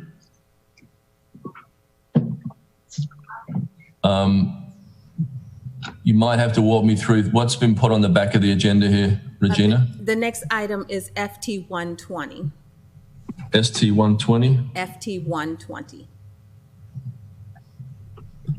A fund transfer. Okay. I think it's 121. 21. 121. Thank you, Jody. And we need a motion for that. For approval. So moved. So move. Second. Okay. Now, who pulled it off and who wants to discuss it? Alderman Gay? Can you read the number again? I'm just looking it up. This is the one you also asked to pull off, FT 121. Just give me a second while I pull it up. Oh, here we go. It was the, I just said, I had general questions as it relates to this. I was so confused why why this additional funding was needed. It's $50,000 in salaries and benefits, and then $85,650 in contractual service, $135,650 in total. And it's the program. It says it's for the Office of Community Caring Services, and I think this opens up the opportunity to discuss that. And I do not. It should not be under the city man. I mean, they've got environment. They're trying to take everything. They're trying to do everything right now. They can't. You need offices. You need support staff for some stuff, because some stuff is important and it's a priority. And when you're taking on every single thing else, trying to, stop sea level rise, find money for buses, rebuild city. When you're just doing all of this stuff, our issues get put on the back burner. I do not believe that the social issues of our city that we have been fighting so hard to even just bring awareness to, vocal awareness to, should be managed by the city manager's office at all. I oppose that. City Manager Gerald, can you get some clarification for all of us? No. I completely agree. So the purpose of this right now is this transfer is going to allow us to hire a social worker. We're going to use CARES money initially because they'll be associated with the COVID situation. Once that CARES money goes away, we're going to use this money. Eventually, we want to grow that MSW position into an office, 3 or 4 people, and then it will become an office. But it needs a placeholder right now while we have this social worker. I wasn't sure where it belonged, honestly. I don't think it necessarily is going to go to police, maybe OEM, maybe once it's an office, it's just going to be a standalone office. But I need to sort through that and work with everybody that's associated with this Office of Community Services to see where it best fits. But right now, the money's just flowing to this organization until we get the office set up. Why don't we, just so that everything can come out, with the support of the office, the staff, additional funding, all of that stuff. I mean, if we were to work together and communicate within the group, the 3 who originally proposed it, yourself, and all of that stuff, to get a general understanding of what we'd like to see what this office look like, the support staff, roll that all out together so that so that when they start prepared, fresh, they're able to, navigate from the office, not from the wing of the city manager. And, I just think it would be a mess to roll it out like that. So, City Manager, you're just holding the money here until we get the details established. Is that right? Well, what we're doing first is we're hiring a social worker. The social worker is going to be the foundation for the whole office and going to have a lot of the vision, working with all you, as Alderman Gay mentioned, to get this sorted out, what this is going to look like. So it's just a placeholder. I don't want this office as part of the city manager's office. It doesn't belong there. I completely agree. So you agree that we should wait, and we should, I understand the social worker position. It was posted, and the end date, I believe, was today, 9/14/2020. If you don't agree that that you should manage it, and no, I think somebody's got to manage it until it becomes an office. So it's going to. So what would you envision as the manager of this role, the manager of a social worker? No disrespect, you're a brilliant engineer, but I don't know how well of a social worker you are. You're completely right. And honestly, I've asked the assistant city manager to have the main management role while we're getting it set up, because you're right, I don't have those credentials, and I trust her to manage that and to get us set up and to have the collaboration with everybody that's needed to set that up properly. Yeah, it worries me as well. It's the entire thing. But I mean, if y'all. Yeah, I mean, it's got to reside somewhere temporarily until it becomes an office. So should that be police? Should it be fire? Should it be OEM? I'm happy to hear other ideas. Until they have an office to go to, so that that individual, he or she comes in on day one, they know what their role is, they have their office, they're able to identify or be a part of the process in selecting staff based off of the descriptions that this council and the HR department have made. I just think that it should all be rolled out and introduced as once. To have them to come in as, I don't know what, over the course of the next month, I guess they'd be just trying to get, used to city operations. But I mean, they should come in being able to be focused on what or what has been put together or what the thought behind this office is. I don't know. I mean, I guess it's too late, I guess. Can I get Jody? I saw Jody trying to weigh in there. No, I was just going to mention that we've listed the position, so that we've got to get the funding lined up in the budget to pay the position. And I think the city manager said everything I was going to say. So that's all right. Thank you. Alderman Finlay sent a hand up, then Alderman Tierney, then Alderman Arnett. Yes. Shaking your head there, Ross. Thank you. Alderman Gay, you'll recall in the spring when we wrote a description to access CARES funding. And so that was the very first step in getting, having some understanding of what this position would be. I worked with the HR director to come up with a job description so that we could get started. Did not want to wait until sometime into the future to bring a social worker on. If you look at the job description, it's pretty detailed as to what the expectation will be. Director Gerald or City Manager Gerald is absolutely correct. This is just a holding point until we can figure out where this position should be.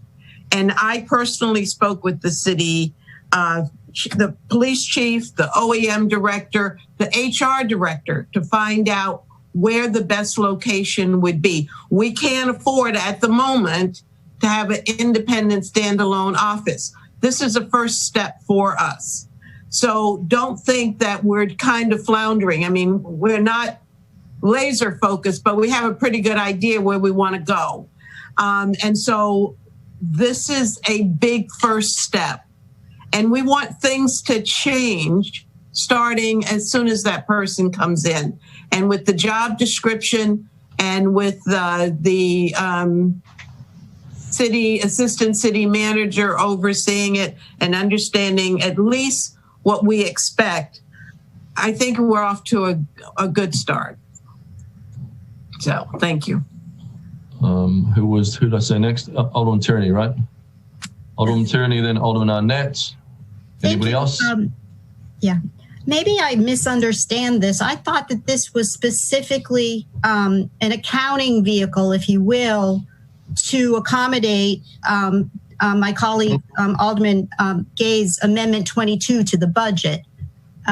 So am I unclear on this? Isn't it just as you said, sort of putting the money, pulling it out of contingency, which is what we all agreed on during the budget phase, and then having it there when we need it, because we don't really have all the costs, ascertained at this point. So I'm just a little puzzled on why there would be any sort of concern about this. I don't know who I'm asking, but Jody, can you confirm that that's basically what this does? Yeah, when we list the position, we've got to confirm that we have the money established in the budget to pay the person. And we know that we have the CARES money that's going to handle this position up to December 30. But we started this in process to get it rolling so that after that point, we'll have somewhere in the budget to charge the salaries. Now, as far as how we establish an office or department or becomes a part of another department, that's just a matter of then taking those expenses and moving them over to wherever we set up eventually. Yeah. So just to keep in mind, it's just a financial transfer, as it says. Thanks. Alderman Arnett. Thank you. Alderman Gay, you've been on the council long enough. You should understand that to create an office requires exactly the same kind of process we just went through with the change for the Office of Environmental Policy. There would need to be an ordinance and there would need to be a charter amendment. Charter amendment takes 54 days after passage before it can go into effect. So we're talking about months and months. But more to the point, we are looking to this new hire to help us sort out exactly what kind of structure we need. That's why we're hiring someone with social experience and someone presumably that will tell us what kinds of helpmates they need and what kind of structure the city would need to put in place to be most effective. And so we need to develop that in sort of a symbiotic but step-by-step relationship. We don't really know. I think that a lot of us agree that it shouldn't be in police. I'm not sure it even should be in the Office of Emergency Management. When we first started talking about this, Alderwoman Finlayson and I spoke about it as the Office of Community Caring Services. I still see that as the vision, and I see that as being an office that is fairly robust, and I think we'll have a number of staff. But I also think we need to start getting our game together for getting community services out there. And I'm hoping that we hire someone that will help us make that process come to fruition. Alderman Gay had his hand up. Yeah, thanks. I generally agree with your point that obviously we all would like to see it get done, and the time constraints would make it difficult. But I think that, to my knowledge, and I could be wrong, there is no clear plan as to how this person would even connect with the community. I don't think that you have made that plan clear to me, or Alderwoman Finlayson, if that's something that you've discussed. And I think that myself, the police department, Officer Horn, who's doing a tremendous job with rehabilitation in the communities, Manitola Ajayi, William Rowell, and reps from Baltimore organizations, we all met and we put together a structured plan and how a collaborative work group, the Violence Interruption Program, could work with the Office of Community Caring Services. Because the issue is that within our communities, the education is just generally not there. Whether it be, sent out in physical, electronic, it's just not there. And so if you have this office, that's fine and dandy, but you still need someone to be able to communicate effectively with the community. So with the Violence Interruption Program, which is hiring 10 individuals from the communities, that would be the catalyst to then getting it back to the office. They would be the bridge from community to Office of Community Caring Services. Office of Community Caring Services would then act to help them get the individual services that they need. Within the office, we discuss the staff. Obviously, the one individual that you guys have hired now, we discussed bringing in an individual with a criminal justice background because a majority of the issues in our communities are often associated with the criminal justice system, whether it be assistance with legal processes, whether it be assistance with trying to, get expungement help or just court information, or communicating with the courts. There are just so many things that needs help with under criminal justice, and then obviously bringing in a second social worker to assist. I think that that plan would really, really help us. As you mentioned, put the resources to the community and to get the skills from the county or the state or whatever to our constituents. I think that to just roll it out without a concrete plan and how they would do that, it lies the mistake, because then you run into issues out of the gate, and that kind of, when you run into issues out of the gate, it kind of kills the morale. And I would hate for that to happen. I would like for this program to be successful immediately. And if the funding is an issue, I mean, I don't think we've used any of our CARES funding, putting it directly back to the communities.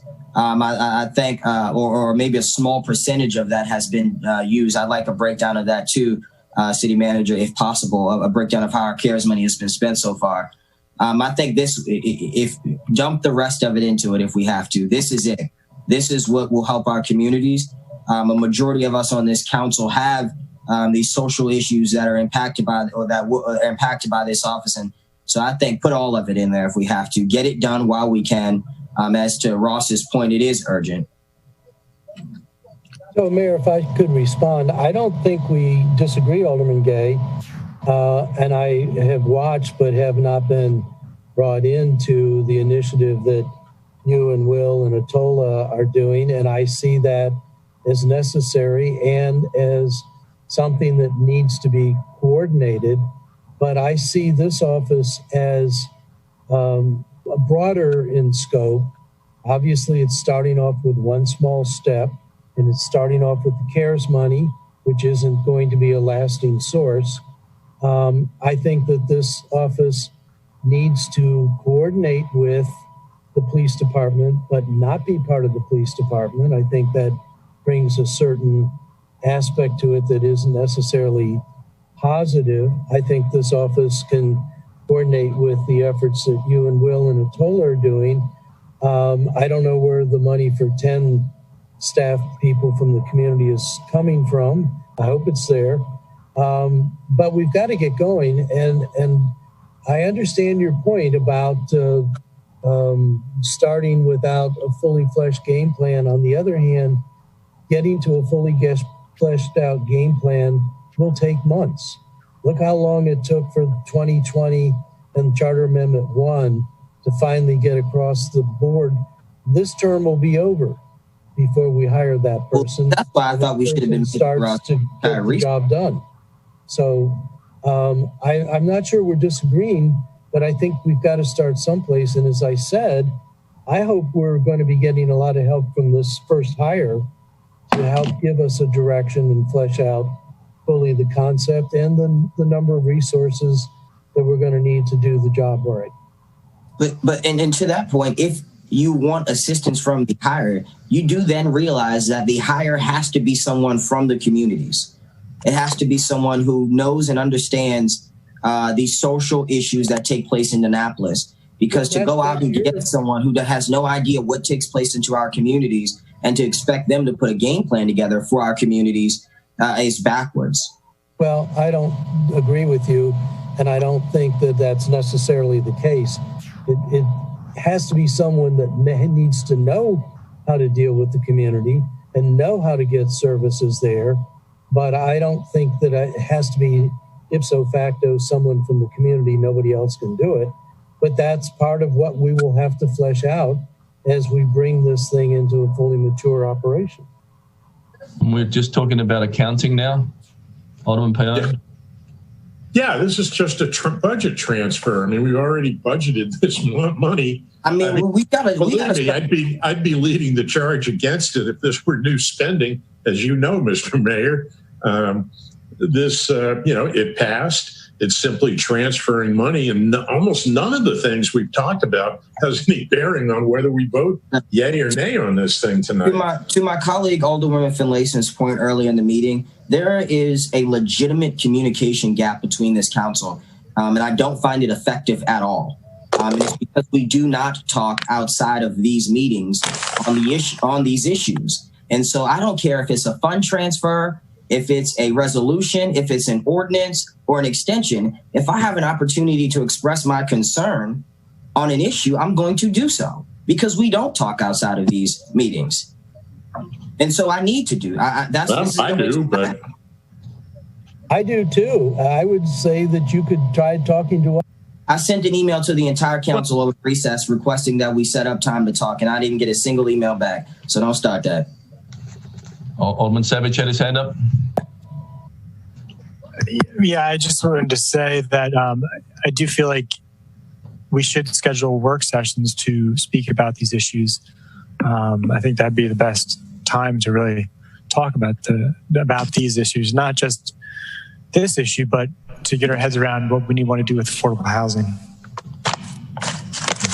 So Alderman Tierney, and then we'll take a vote. Just real quickly, as you know, all of these issues ultimately involve money, and so I just want to just bring up this that you all know about this work session where we're going to discuss priorities like this and then how they translate into the budget. And this is a perfect example of why that is necessary. I see Alderman Arnett waving. Oh, he's turning his light on. Prince of Darkness there. Anyway, so yeah, this is an important issue, like others that we should talk about at a work session that translates into budget items. Okay, thank you, everybody. All those in favor, we have a motion and a second. All those in favor say aye. Aye. Aye. Aye. All those opposed say no. Regina, you'll have to help me on the next one as we go. I was an aye, by the way. I had my camera turned off. Sorry. The next item removed from the consent calendar is FT 221.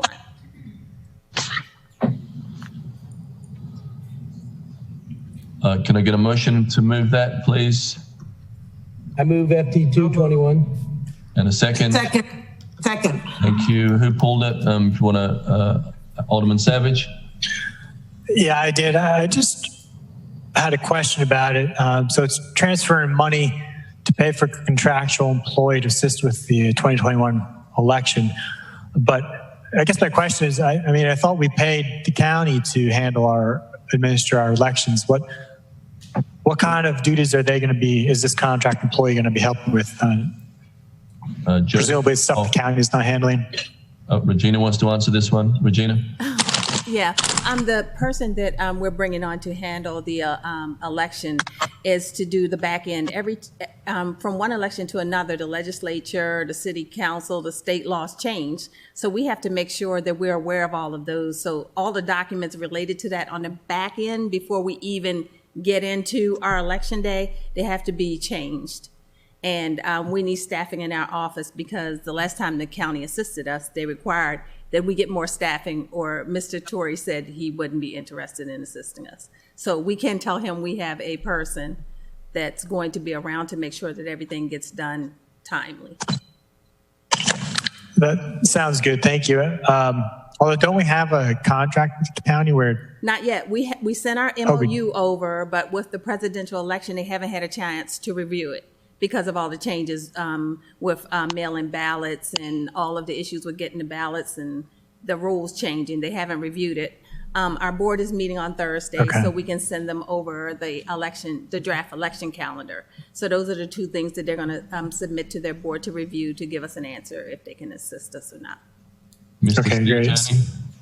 Yes, that person will be out of this office, supervised by the city clerk. 90% of the work goes on now till next year. Yeah. The effort that the county puts in is really balloting, poll workers on election day. It's really kind of early voting, but we have to manage printing the ballots, managing who gets on the ballots, managing the processes, which is a months-long process of figuring it out before you actually start the actual voting. So that work, we just don't have hands to do it.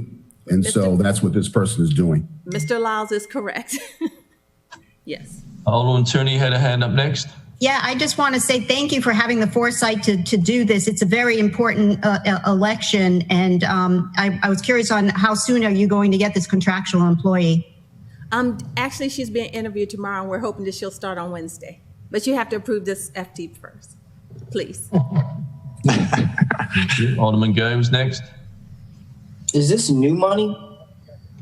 The code requires that during an election cycle, we have money and funds to run the election. Coming from the contingency. I would never oppose anything Regina put up anyway, so I'll be voting. Thank you. Alderman Gay is coming out of the contingency fund. This was talked about in the budget season when the Office of Law's budget came up, We talked about it over several weeks.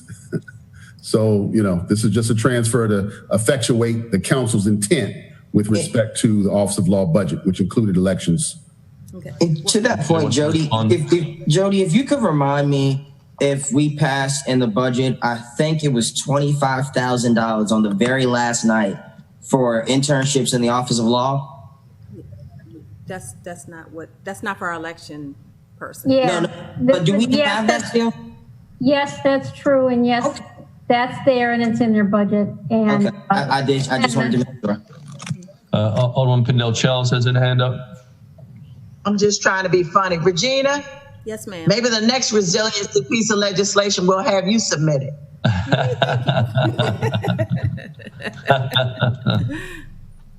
Good one.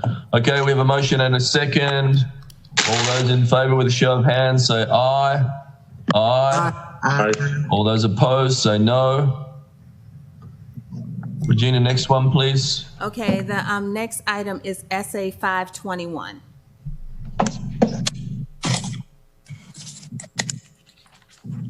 Can we get a motion for SA 521, please? Wait 1 second. I removed that. I had the question. Move approval. We got a second on that? Somebody go second? I'll second that.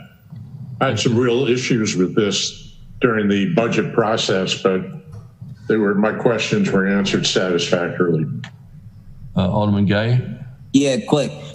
So it says a salary match of $48,980 is required, including planning and zoning budget. Okay, that's cool. So they'll be working with this group, I'm assuming, Naval Support Activity Annapolis and Anne Arundel County. Is this for, again, resiliency? Mr. City Manager? Yeah, can we bring Dr. Nash forward to discuss this? But you're right, that's the grants coming from Department of Defense, and we'll be working with the resilience director that the deputy director can't handle this? Dr. Nash? So this is a grant I wrote with assistance from our liaison at the Naval Academy. It's a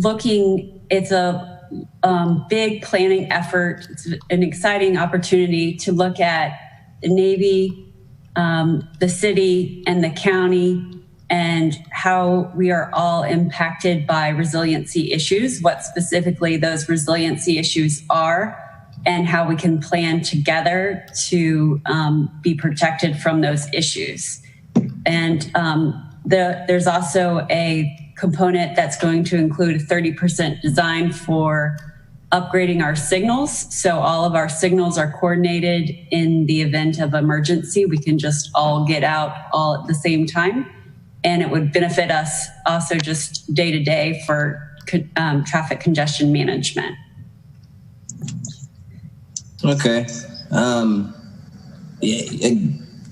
right. Y'all just be getting money for anything. Resiliency. Excellent work getting that, Sally. Thank you. Thank you. All those in favor say aye. Alderman Gay. Who writes grants for?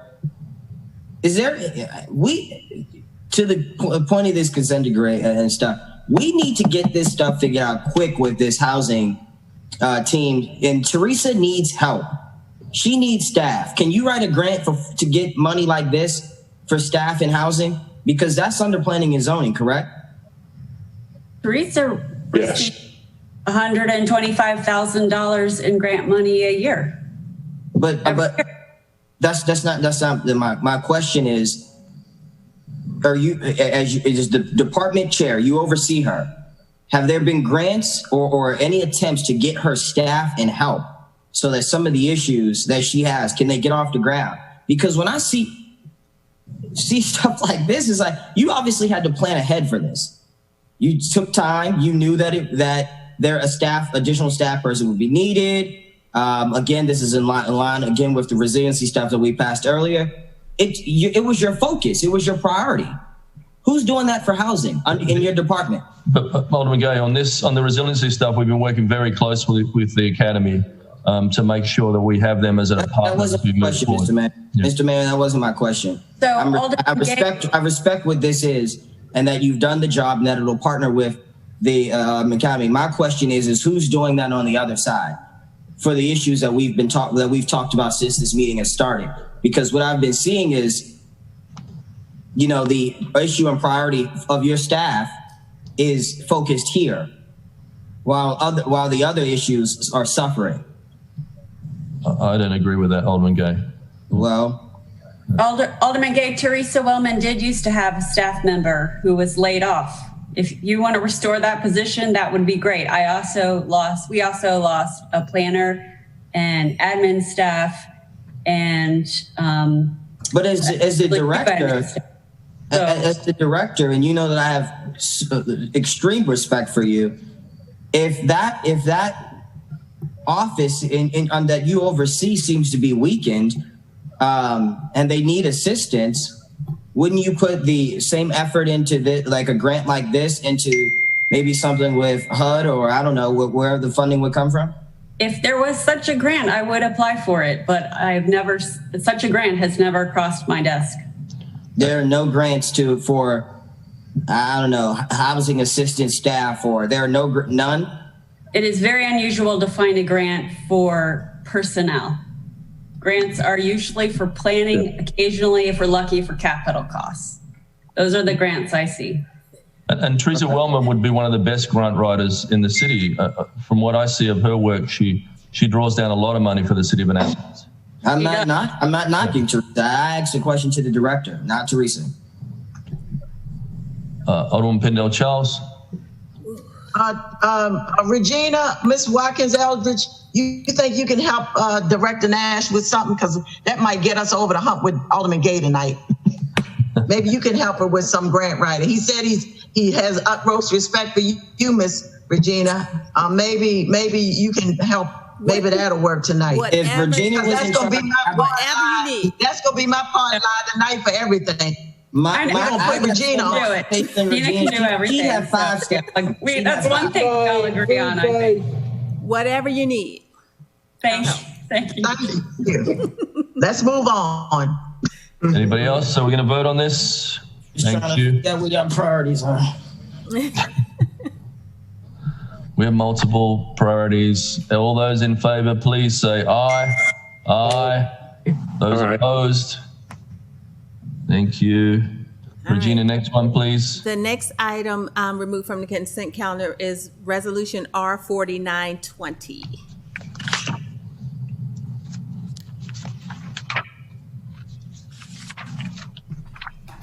It's position classifications.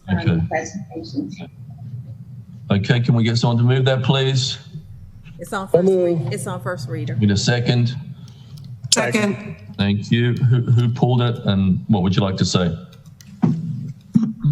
Which one was this? R4920. Oh yeah, I pulled this. 1 second. I gotta pull it, find it up. Be prepared, Ms. Watkins Eldridge. Well, I gotta prepare ahead of these meetings, put a little extra time, because if I don't, y'all slip a sailboat or something under my nose.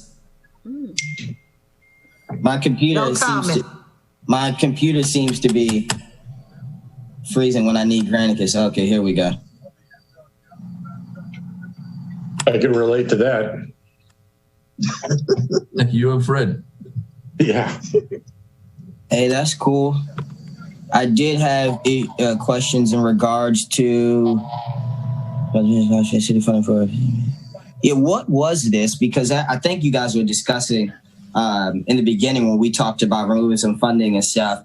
I wanted to see where this funding was coming from. Was it something that we originally had planned to cut or postpone the employment of, or is this? I'm just making sure that the original plan that we created during the budget, where we removed certain positions, this was not one of them. It's on first reader, so there hasn't been discussion of this yet. I'm asking the question, Ross. We'll get city manager.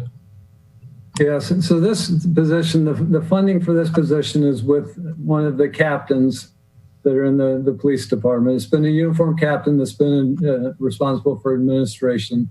It was Captain Amoy for years. He retired. Our new police chief wants to change that captain position over to a civilian police administrative manager for more long-term employee. So this establishes that position within the list of position classifications that we have. Cool, thanks. Alderman Tierney. Thank you.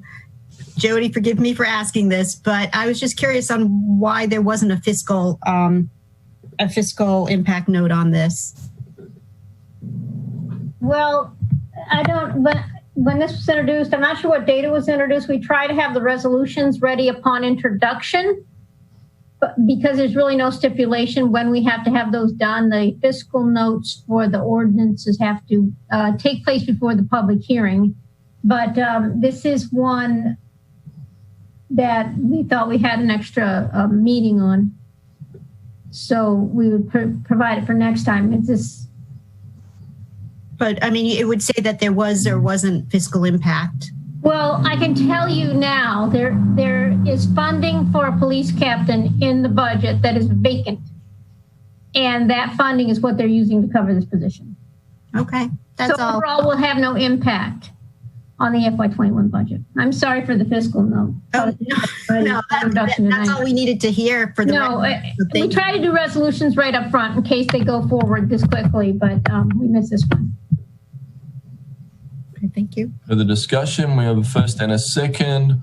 All those in favor with a show of hands say aye. Aye. Aye. Those opposed? Regina?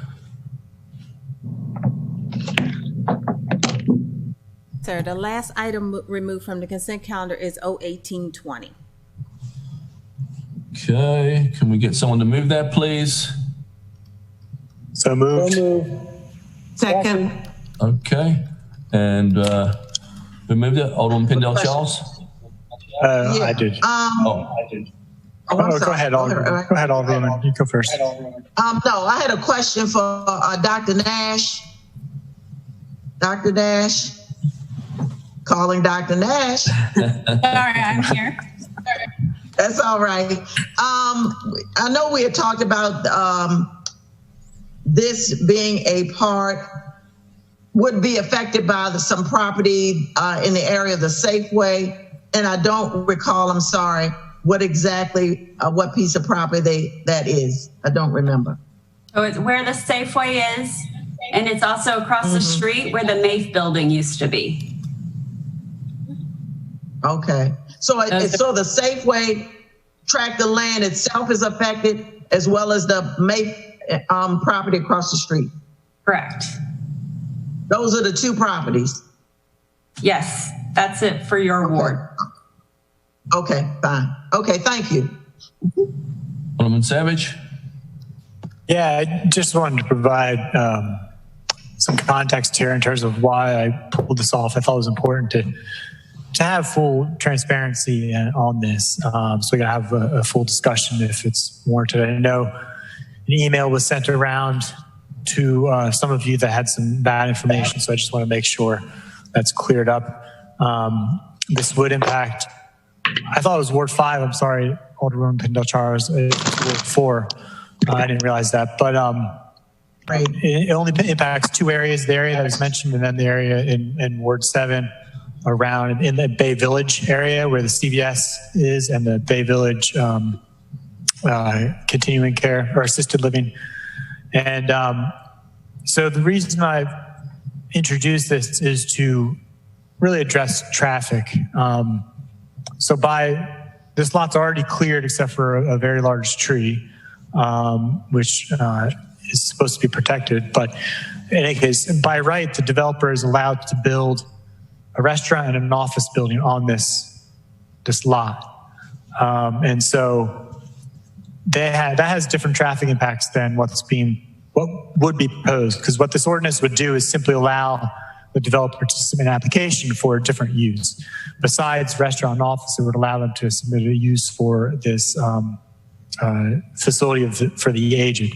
It would actually be they're proposing anyway to build a independent living facility.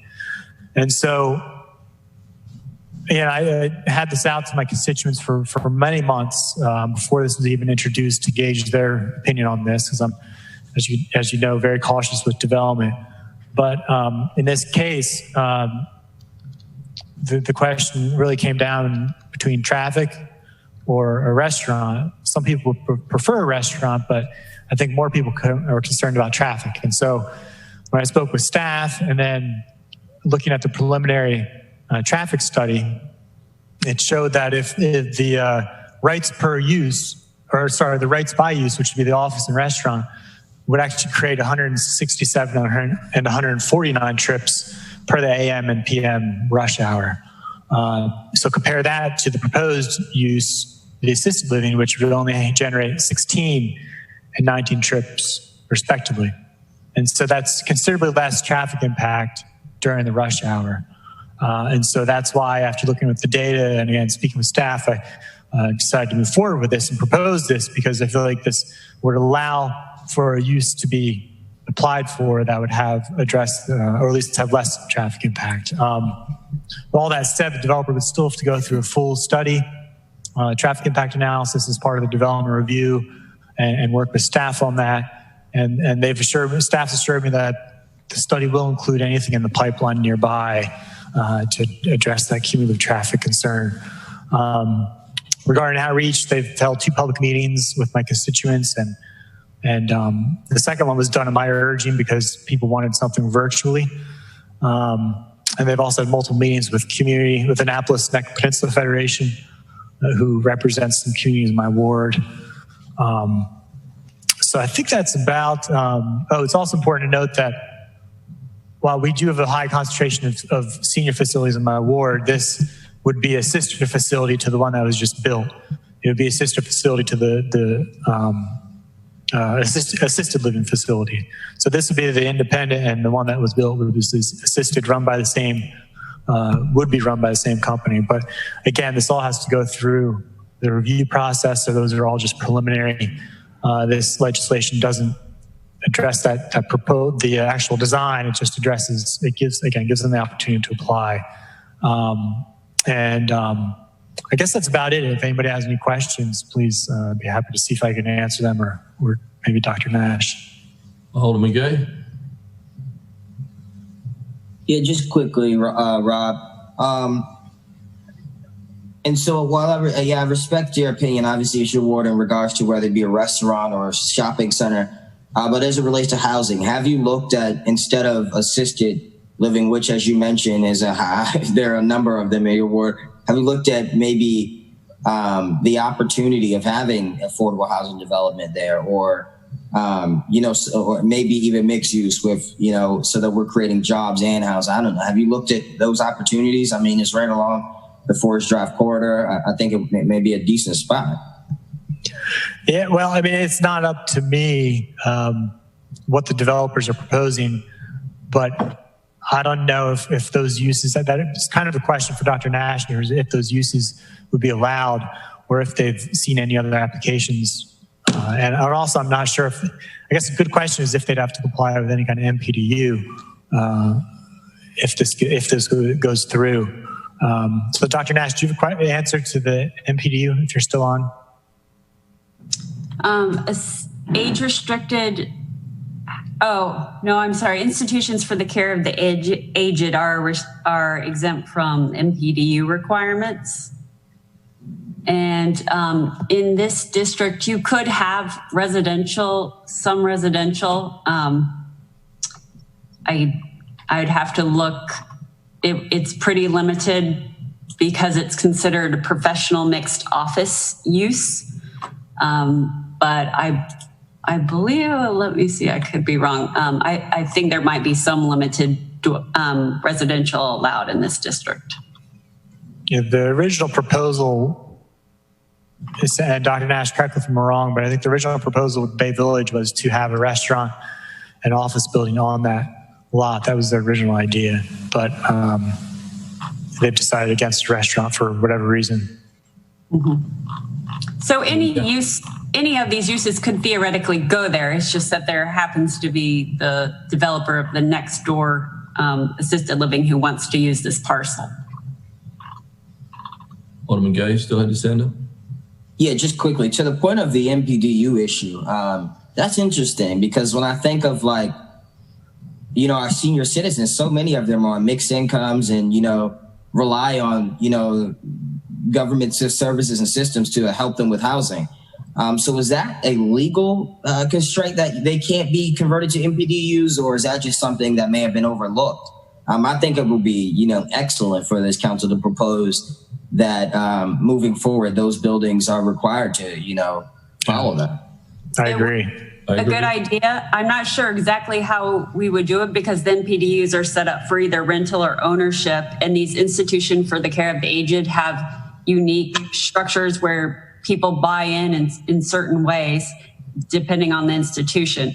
But I'm sure other jurisdictions have some kind of provisions requiring a certain set aside for affordable either bed space or independent living space, something like that. I'm sure we could look at something like that. I think that would be a good idea. Alderman Tierney had a hand up. Yeah, I don't mean to digress from what's in front of us here, but to Alderman Gay's point. So when we look at instead of sort of, excuse the expression, but piecemealing sort of these zoning areas, when we're charged now with affordable housing. So is the end game that we will have a revised table of uses so that we can see how affordable housing is going to be, you know, interlocked in each zone? Is that what the end goal of, you know, when I look at this table of uses, I don't see affordable housing. So I guess, Sally, is that on the plan? Yeah, so that's a great idea. I mean, a great question. So the county they specifically added a line for the kind of housing they wanted. That kind of housing is allowed anywhere in the city. The county also made it though, so if you fell into that particular type of housing, you had more density available to you. So if that was something the council was willing to consider, i.e. more density for affordable or workforce housing, then we could add it in the same way the county did.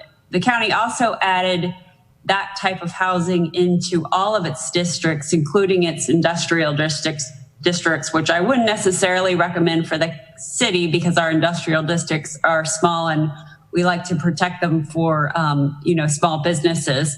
But we could definitely expand our housing into some of our business districts. Is a long-term plan in the comp plan, we are looking at drastically simplifying our use table and our number of zoning districts, which is 31, which is too many. So I think there will be some collapsing of the distinctions between the residential and commercial areas anyway. But I think to Alderman Gay's point, if that is a priority, then that should be highlighted in the comp plan and in subsequent ordinances.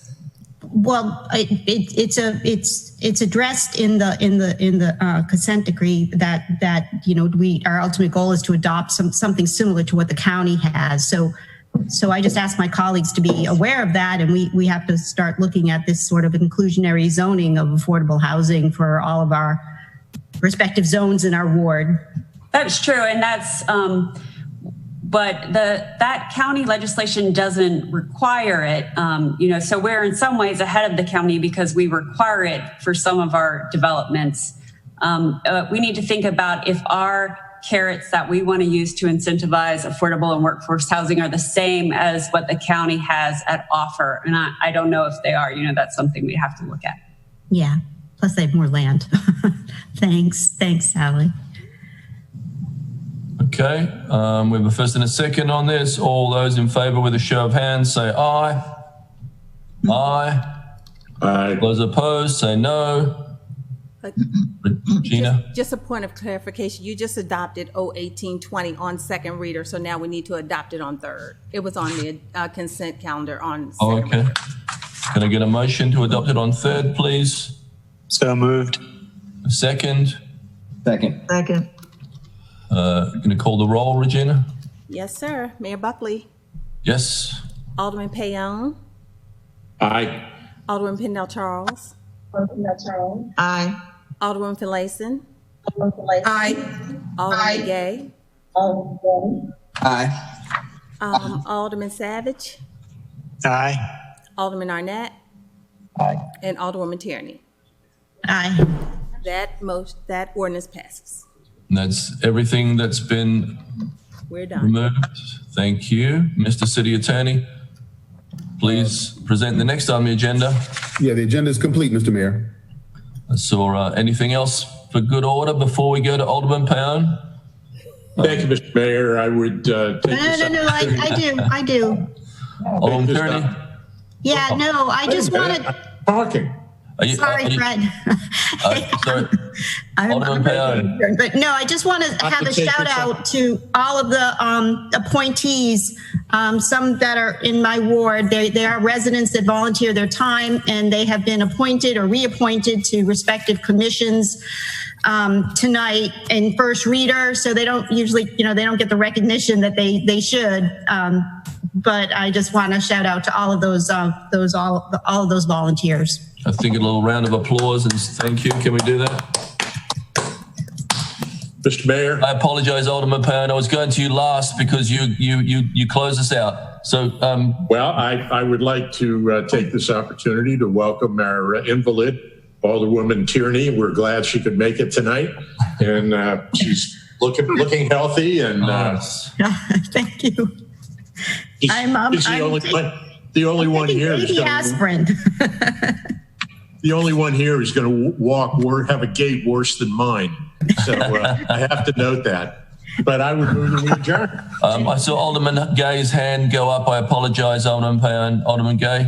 Yeah, really quickly, I do want to send out acknowledgments to the police department because we had a crazy August. And, it's sad. It really is. Because so much is going on in our city, in our communities, where it just feels as if it's all falling apart. Let's not forget that almost a month ago, a 14-year-old kid was murdered in our city. And so I think that we can't overlook that. I think that it's fine to, come back with, the focus on all these other issues. But I just really hope that, moving forward, we put, time and energy. And I would hope that the city manager would direct his staff to put the time and energy into these social issues, into housing, because I don't believe that if we continue on the right path, that our city, that our communities will be safe or sustainable. And I think that that's everyone's end goal, but it doesn't appear that way. So I just really, really want to shout out to the police department. Because they did a great job stepping up over the course of those 3 weeks where I think we had, 4 or 5 shootings and 4 people shot, 2 deaths. So thanks to them. And I just look forward to, the real work. Thank you. Alderman Payon? Well, I think I already did, but in case I didn't, I move that we adjourn. All those in favor say aye. Aye. Aye. Thank you all. Meeting adjourned.